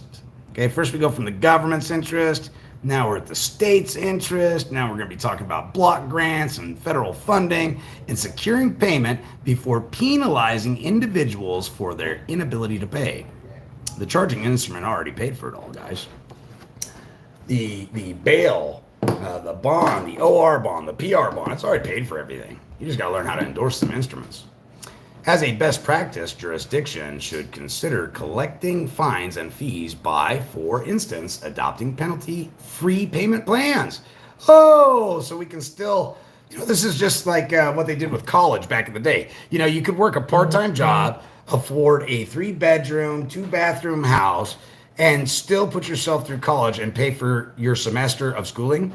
And then the government came in and said, "Hey, we got this idea. We got this idea, guys. Hey, what if we guarantee the loans from the government for people to go to school, and then we can raise the amount of money it takes to become educated, and the banks will finance it because we're guaranteeing it, and we can make a lot of money doing that." So naturally, you see the price of school go from 20 to 30,000 for the 5 to 10,000 for the year to 60, 80, 100 grand plus living expenses, because now the government's come in and said, hey, we're going to adopt this new practice, and we're going to go ahead and provide the ability to provide block grants and stuff for people who participate, and then we can raise the prices on it. So as a best practice, jurisdictions should consider collecting fines and fees by, for instance, adopting penalty-free payment plans. Now, this may or may not affect your credit score. If you miss a payment, shit, what happens? Do they report it to the credit bureaus? All right. Okay. So think about this for a second. This is just their way. They're not going to reduce fees and fines, ladies and gentlemen. Check this shit out. They found a way to increase them and then stretch them over a longer duration of time, offering amnesty periods during which individuals can have warrants canceled. Warrant is actually a put call. I ain't ever seen I've seen one federal grand jury indictment. It was a true, correct warrant. But these put calls, these warrants, are nothing more than checks. They're checks. They're a monetary instrument. Canceled and fees waived. Isn't that magic? They can magically create this, and they can just wave their little wand, and magically it all just disappears. Or connecting individuals who cannot afford to pay fines and fees with workforce development and financial counseling programs. Now they're going to teach you how to manage money when they can't even manage the national debt. Isn't that fucking hilarious? These guys are real jokers and clowns. These alternatives are likely to serve a jurisdiction interest in ensuring payments of fines and fees. Now, wait a minute. At the top of this, they're talking about reduction of fines and fees and following the Constitution and yada, yada, yada, yada. And now they're showing them, hey, but look, if we implement this little scheme here by adopting penalty-free payment plans, we could do 36 months and we could charge them $3,500 instead of the $5 whatever. So it's important to gain this knowledge because, again, once you understand how this works, they make an offer, you accept the offer, you stipulate the terms and conditions, and voila, you're done. Value and consideration.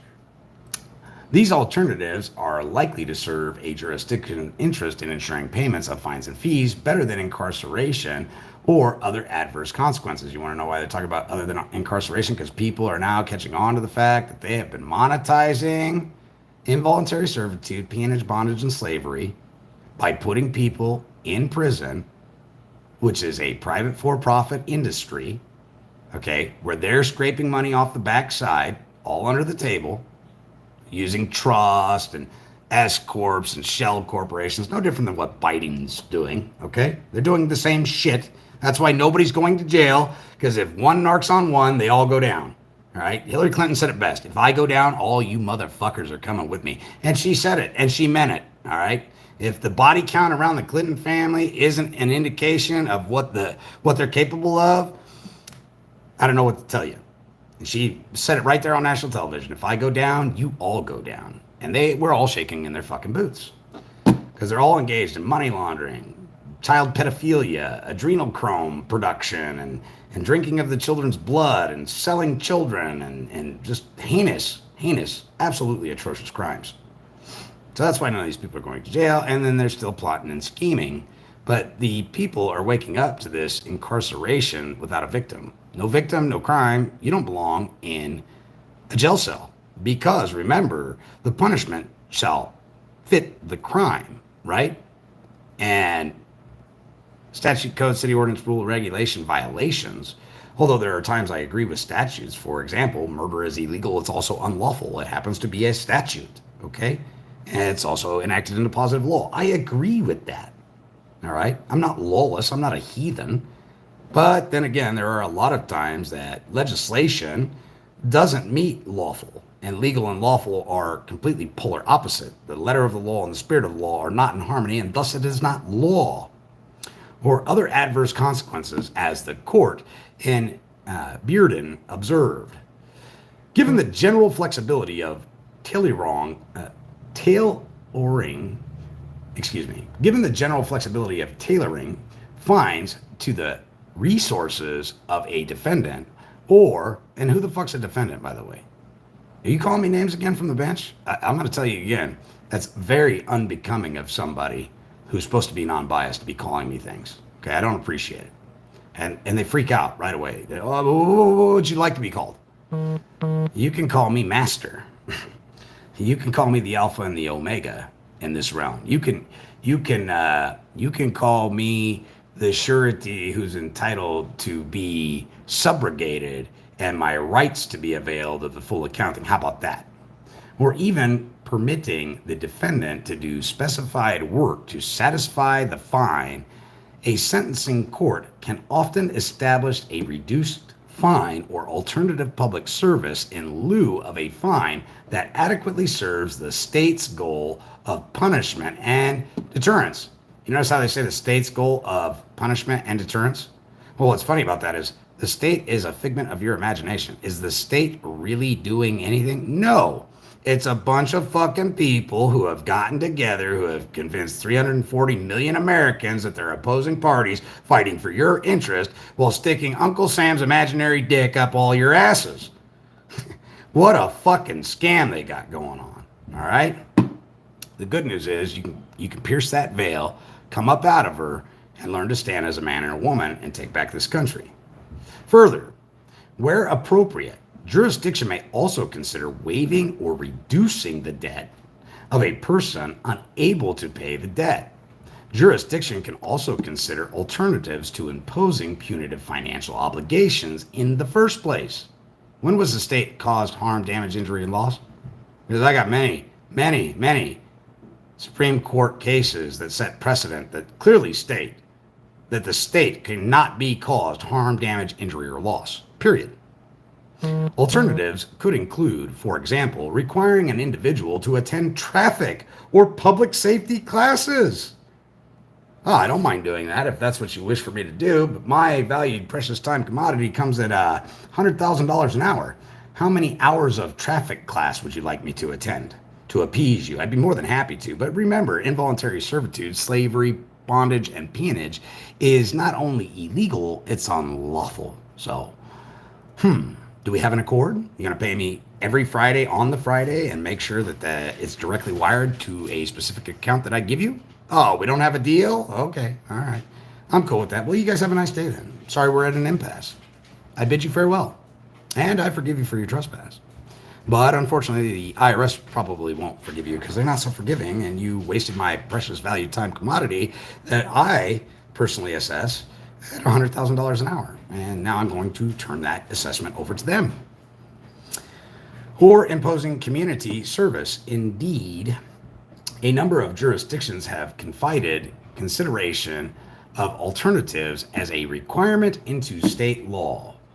Importantly, however, state and local governments should be mindful that these alternatives can, under certain circumstances, inadvertently impose greater penalties on those who are economically disadvantaged. For example, and it's not that you're economically disadvantaged, it's the fact that you were never taught properly how to handle your affairs as a man or a woman on the private side and commercially. So if you're at a disadvantage at all, it's because you were part of the public fool system that wanted you just intelligent enough to clock in at 8 a.m. and punch out at 5, have a beer at 5:30, and watch Monday Night Football. All right? And if you meet that criteria, well, you are at a strong disadvantage because what they're really hiding from you is not economical in any word or fashion or sense, okay? It is actually illiteracy. It is actually financial incompetency. It's actually not knowing how to handle your affairs and offset and discharge the a minimum of 6 hour purchase. Yep. Under certain circumstances, inevitably impose greater penalties on those who are economically disadvantaged or lack the knowledge to be able to sufficiently articulate the constructive trust. For example, a payment plan might still unnecessarily penalize a low income person for their poverty in the plan if the plan imposes erroneous user fees or interest. Debts that are sold to third party debt collectors can have a significant impact on credit scores. Up there it is.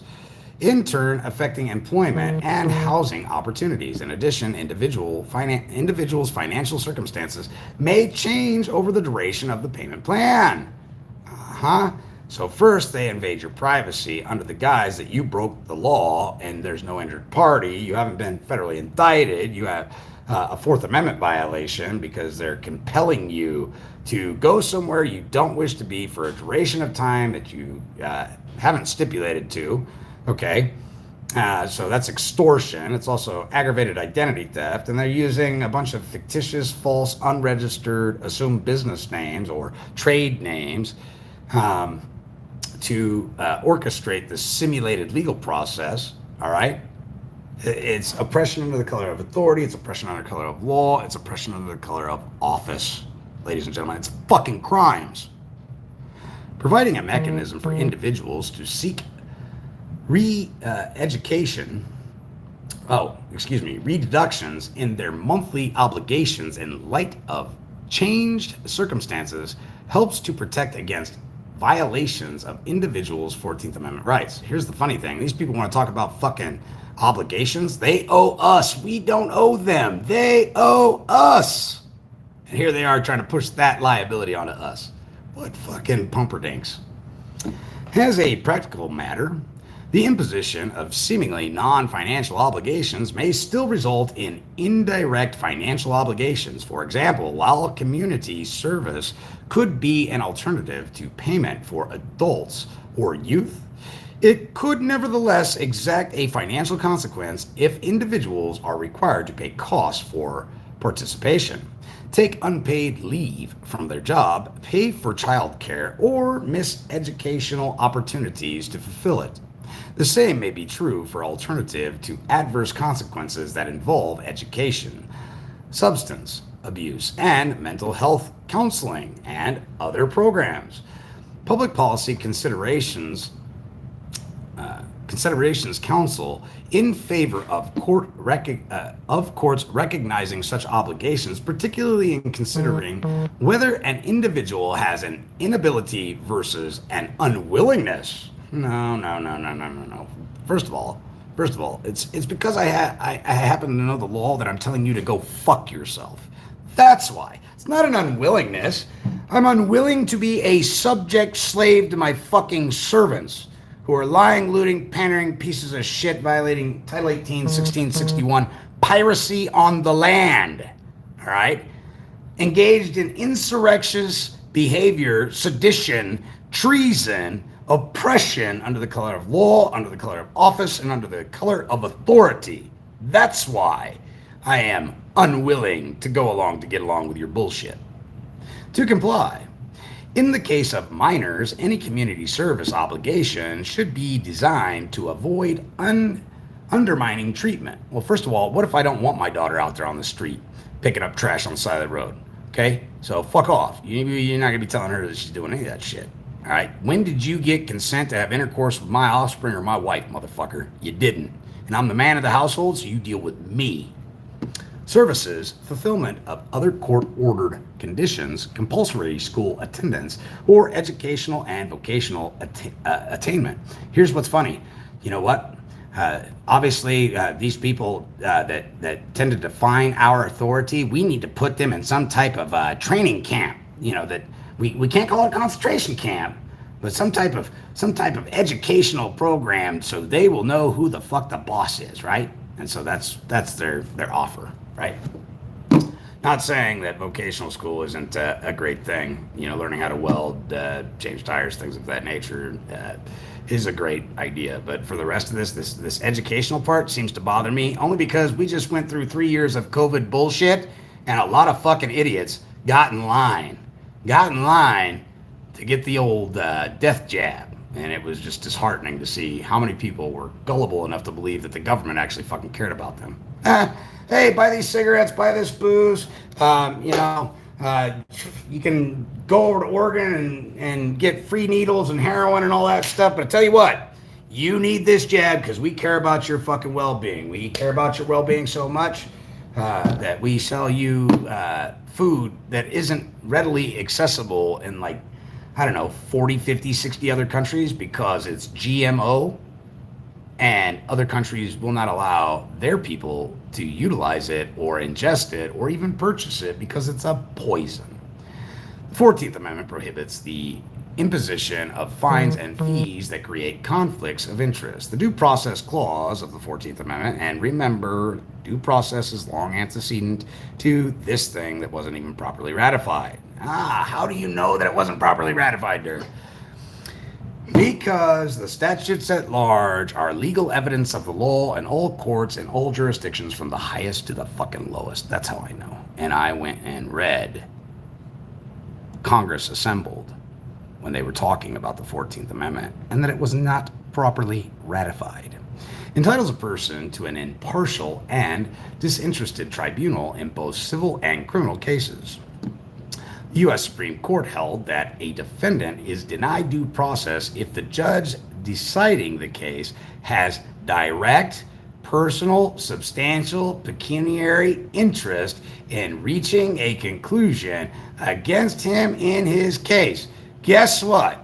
I'm demanding your anti-bribery statement. I need you to fill out an IRS Form 433A and 433B because I believe it is your juxtaposition that you are a disinterested third party set to rule on the matter, and I see no facts and evidence at all on the record that you are in fact a disinterested, non-biased third party. And the only way you can prove that, now that you made the statement, you got the onus of probandi falls on you.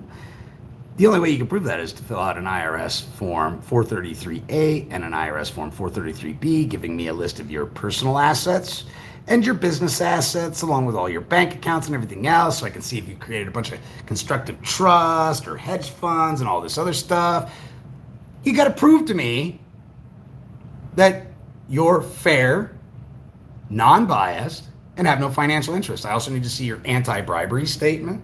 I need to see your foreign registration certificate. I also need to see the fact that you have a letter of good standing with the IRS to even do business on my land.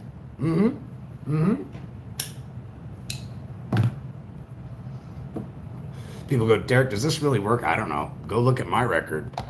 You guys were there through the thick and the thin of me going through a lot of shit, and I'm going to tell you right now, it's not that I get away with anything, people, because I don't. It's merely enforcing the law and putting the onus of probandi and the liability in their indefeasible, unlimited commercial, civil, criminal, and professional liability. I'm putting it all back on them for making false and fictitious claims, under threat, duress, and coercion, dragging me to a place that I don't wish to be, which is false arrest, false imprisonment, which is a crime, engaged in sedition and insurrectious behavior that would cause a rebellion. They're engaged in mixed war against the Constitution, ladies and gentlemen. And yes, I can prove every fucking thing I'm saying. Every fucking thing I'm saying. Based on that standard, the court in Toomey held that a mayor who also served as a judge was not a neutral decision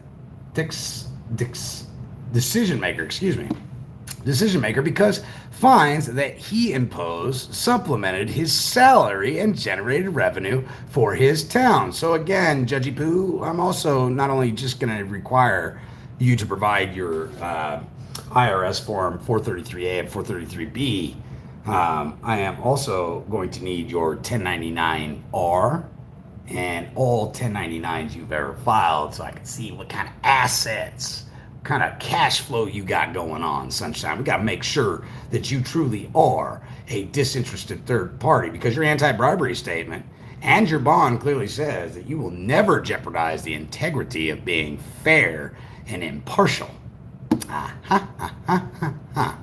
The court held that a mayor who also served as judge was not a neutral decision maker because fines and fees that he assessed accounted for a major portion of the village's revenue, and he was personally and solely accountable to the village council for the village budget. And not only that, but he's benefiting from it. He's benefiting from it. And his wife is also benefiting from it. She's an accessory after the fact. She can be sued if this is allowed to happen. Okay? So not only is he guilty, but she's also guilty because she's living a better life due to his unjust enrichment as well. Due process also bars conflicts where an institutional financial interest in the outcome of a case gives rise to a significant personal interest for the judge, even when there is no prospect of personal financial gain. Let me ask you something. The attorney is a bar member, right? The defense attorney is a bar member. The man sitting on a bench is a bar member? Holy shit. And if you fall under their presumed and assumed guise that you're indigent, a pauper, well then the bar attorney that's prosecuting you works on behalf of the state. The defense attorney gets paid and works on behalf of the state. The judge is paid and works on behalf of the state. And chances are the gun-toting moron is also paid through the state treasury as well. And in collusion with the county or the city to generate tickets, securities off of city ordinance, rules, regulations, and codes. It's all a racketeering scheme, guys. And when you can finally see it, then you will understand the passion that I have for teaching you guys this. When you can finally pierce the veil and open your fucking eyes and see it, you're going to go, oh my gosh, these people. Whew. It's no wonder why when Rome fell, the first ones that were euthanized were politicians, Roman soldiers who were policing the people under the guise that they were just doing their job of enforcing the law, and the legislators, judges, politicians, law enforcement are always, when a society crumbles, they're always the first ones that are euthanized. And then the people go to peace and harmony. They really do. Just go look at history. It repeats itself. We're getting ready to do it again. It always repeats itself. All right. For example, the court held that parish judges were not neutral decision makers because they oversaw collection of fines and fees that funded a substantial portion of judicial expense funds they administered, and that supported the salaries of judicial staff and other court expenses. That's right. And they're all set up the same way. Similarly, in Calisti versus Contrell, the court held that a judge violated the defendant's due process rights to a neutral decision maker by both setting bail and administering a similar judicial expense fund financed in substantial part by fees assessed on commercial security bonds. Holy sheep shit. You guys do realize this is the DOJ saying this. This isn't me. This is a third party who conducted their own investigation, who purportedly is full of investigative experts in financial matters and criminal crimes and constitutional violations. This is not me stating this to you. This is what the DOJ is saying. By fees assessed on commercial security bonds. Is an OR bond a bond? Is a PR bond a bond? Are they making money? Did I just tell you that the charging instrument and the bonds and the paperwork already paid for the fucking case? Typically used by the defendants to make bail. Fines and fees collected by courts or other officials who enforce the law generally do not raise conflict of interest concerns. However, if those fines and fees are not paid directly to the officials in question, In Dugan versus Ohio, the U.S. Supreme Court found permissible a mayor's participation on a judicial commission when the fines assessed by the commission were deposited into the same general fund from which the mayor's salary was paid, but where the mayor's salary was not dependent on a conviction in any specific commission matter. A key factor in the court's analysis was the remoteness of the effect of any individual commission decision on the mayor's salary. As the department has previously observed, courts, prosecutors, and police should be driven by justice, not just us, not revenue, or revenuing, taking you from the private side and revenuing you into a commercial side of the court in maritime admiralty where they can turn it into revenue. U.S. Statement of Interest, Doc 56 at 1 column versus Town of Brookside. It may interfere with an official's neutrality, raising due process concerns if the official imposition of fines or fees affects the amount of his or her compensation. The case cited above established that the 14th Amendment bars judges from deciding cases where their decision-making may be distorted by direct, personal, substantial, pecuniary interests. The department has taken the position that due process protections also apply when the disposition of fines creates a personal interest in the outcome of an enforcement proceeding for other officials who enforce the law, including police, prosecutors, and probation officers. Ladies and gentlemen, they just told you that the whole fucking shit show is rigged. Absent a victim, absent a crime, absent an injured party, making a statement of fact, sworn to under the pains and penalties of perjury, independently bonding, hell-bent on proving his case that somehow you caused him a harm, damage, injury, or loss. This is RICO racketeering at its fucking very core and definition. All right, this is a denial of due process of law using a simulated legal process with sham legal pleadings using false and fictitious unregistered business names, not properly registered as foreign agents as they're supposed to with a certificate of good standing, not having a delegation of authority, power of attorney, warrant of attorney to even represent the state.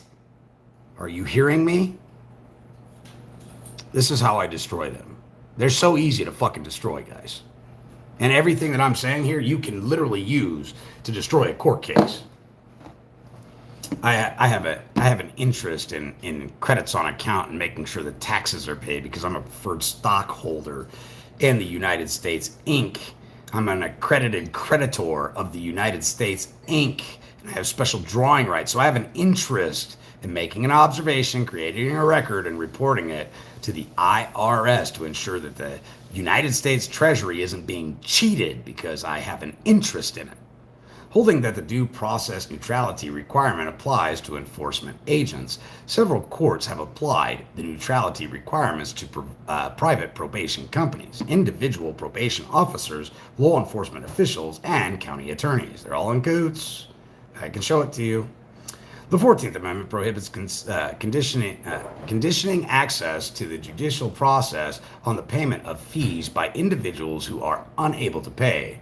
The 14th Amendment prohibits conditioning access to the judicial process on the payment of the fees such as court costs, holding that Mississippi statutes that conditioned an indigent mother's right to appeal a judgment terminating her parental rights on prepayment of cost violated equal protection and due process, holding that due process bars states from conditioning access to compulsory judicial processes on the payment of court fees by those unable to pay, which is all of you.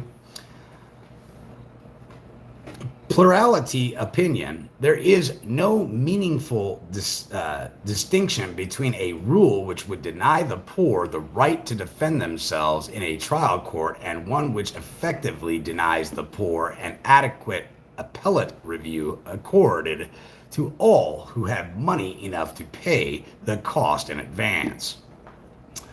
Holding that the conditioning of an appeal on payment of a bond violates indigent prisoners' equal protection rights and has no place in our heritage of equal justice under the law.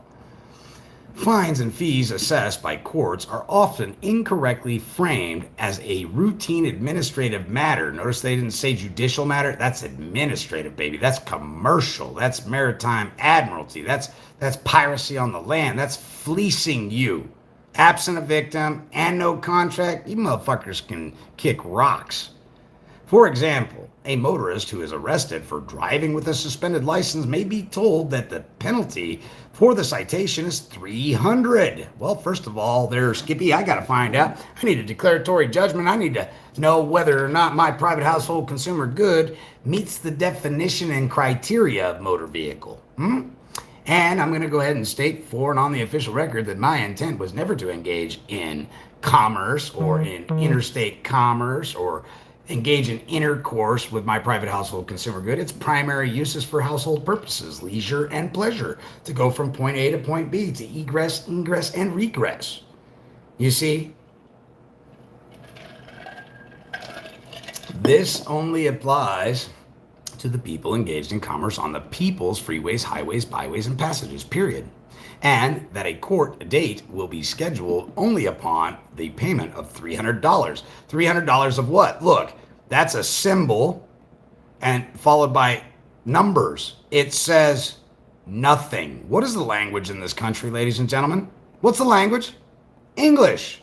Is that English? No, it's symbolism. It's vague and ambiguous. It's void for vagueness. Oh, you know what that is. No, I don't. And I won't ever pretend to fucking know what it is.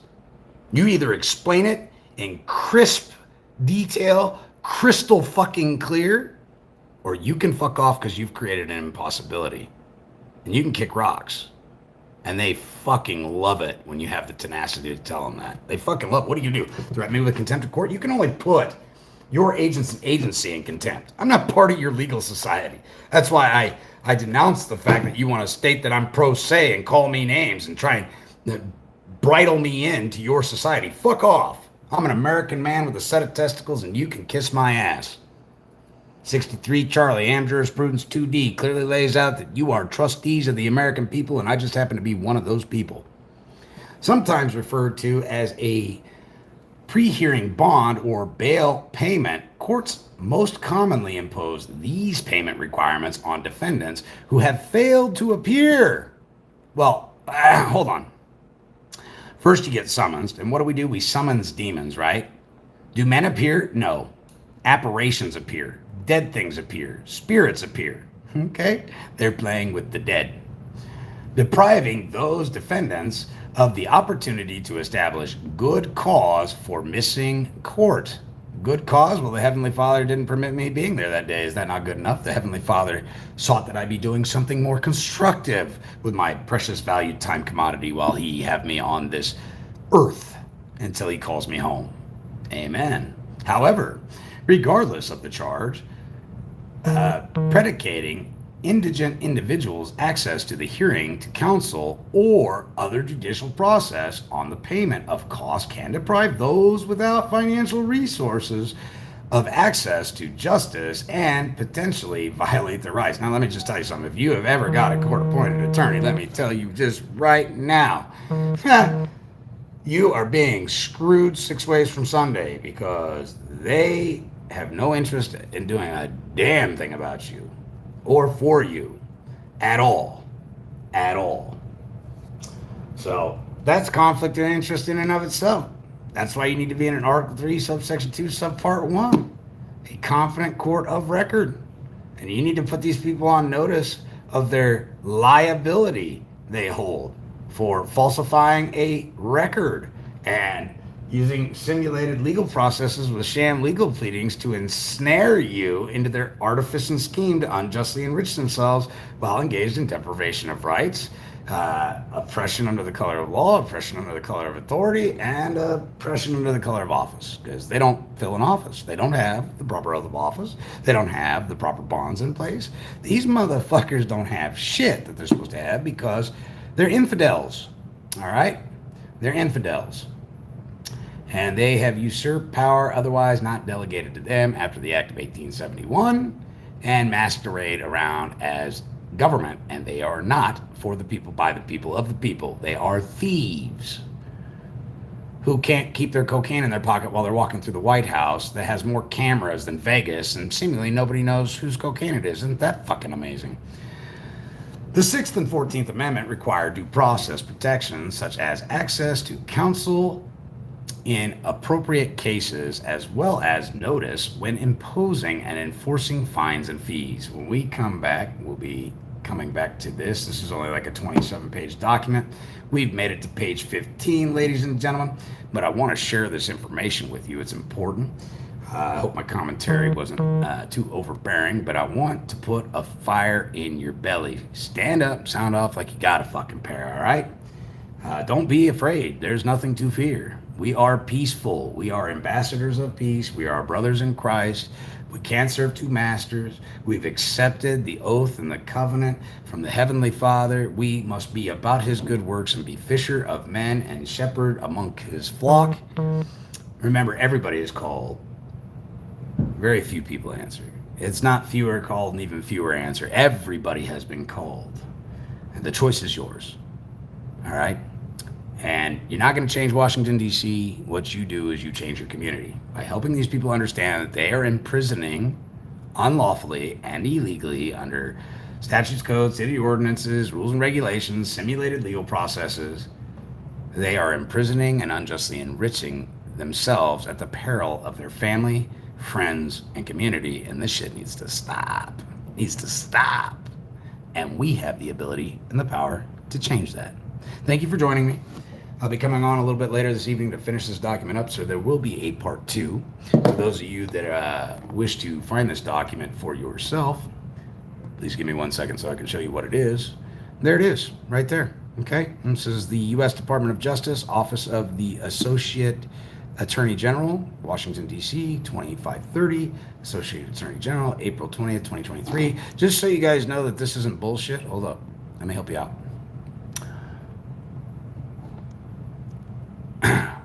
Wedding signatures, although this is a false and fictitious unregistered name, more than likely.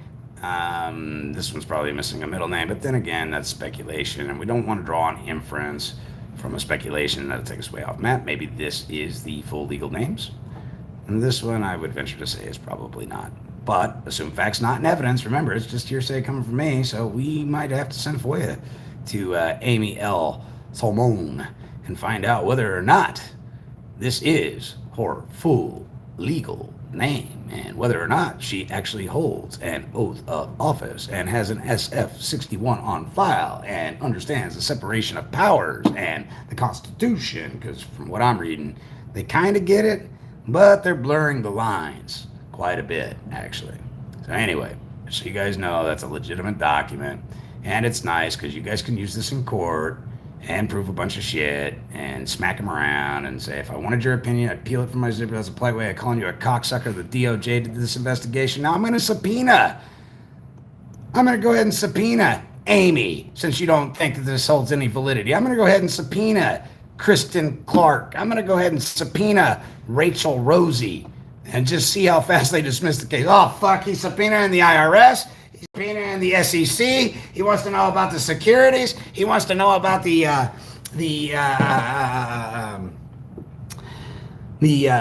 the abstract filing of the court case. He wants the exemplified record, the exemplified case file jacket. He wants the full accounting, guys. Fuck, we gotta close this down. We gotta get rid of this. We're gonna get hit for tax evasion. Holy shit, we're screwed. We got unregistered securities here in this man's name. Well, we pulled the okey doke on him, and he's somehow managed to figure out that if he gets the IRS, the SEC, the DOJ involved, does a couple nice, short, perfect documents that are about a paragraph long, that he forces our hand to expose who we are. We're better just to pack up shop and try and take the money and run. But I'm still going to have to assess the taxes on a W-4. And you'll stipulate to what I assess it at, because you're not going to respond to me because they're chicken shits, right? And then I'll reap the reward of filing a 1040 and getting it back at the end of the year. Woohoo! Then you can play the Steve Miller Band song. Anyway, when we come back, we're going to be starting on This page right here, maybe a couple hours. But thanks again for joining me. Thanks for all your support. Love, light, happiness.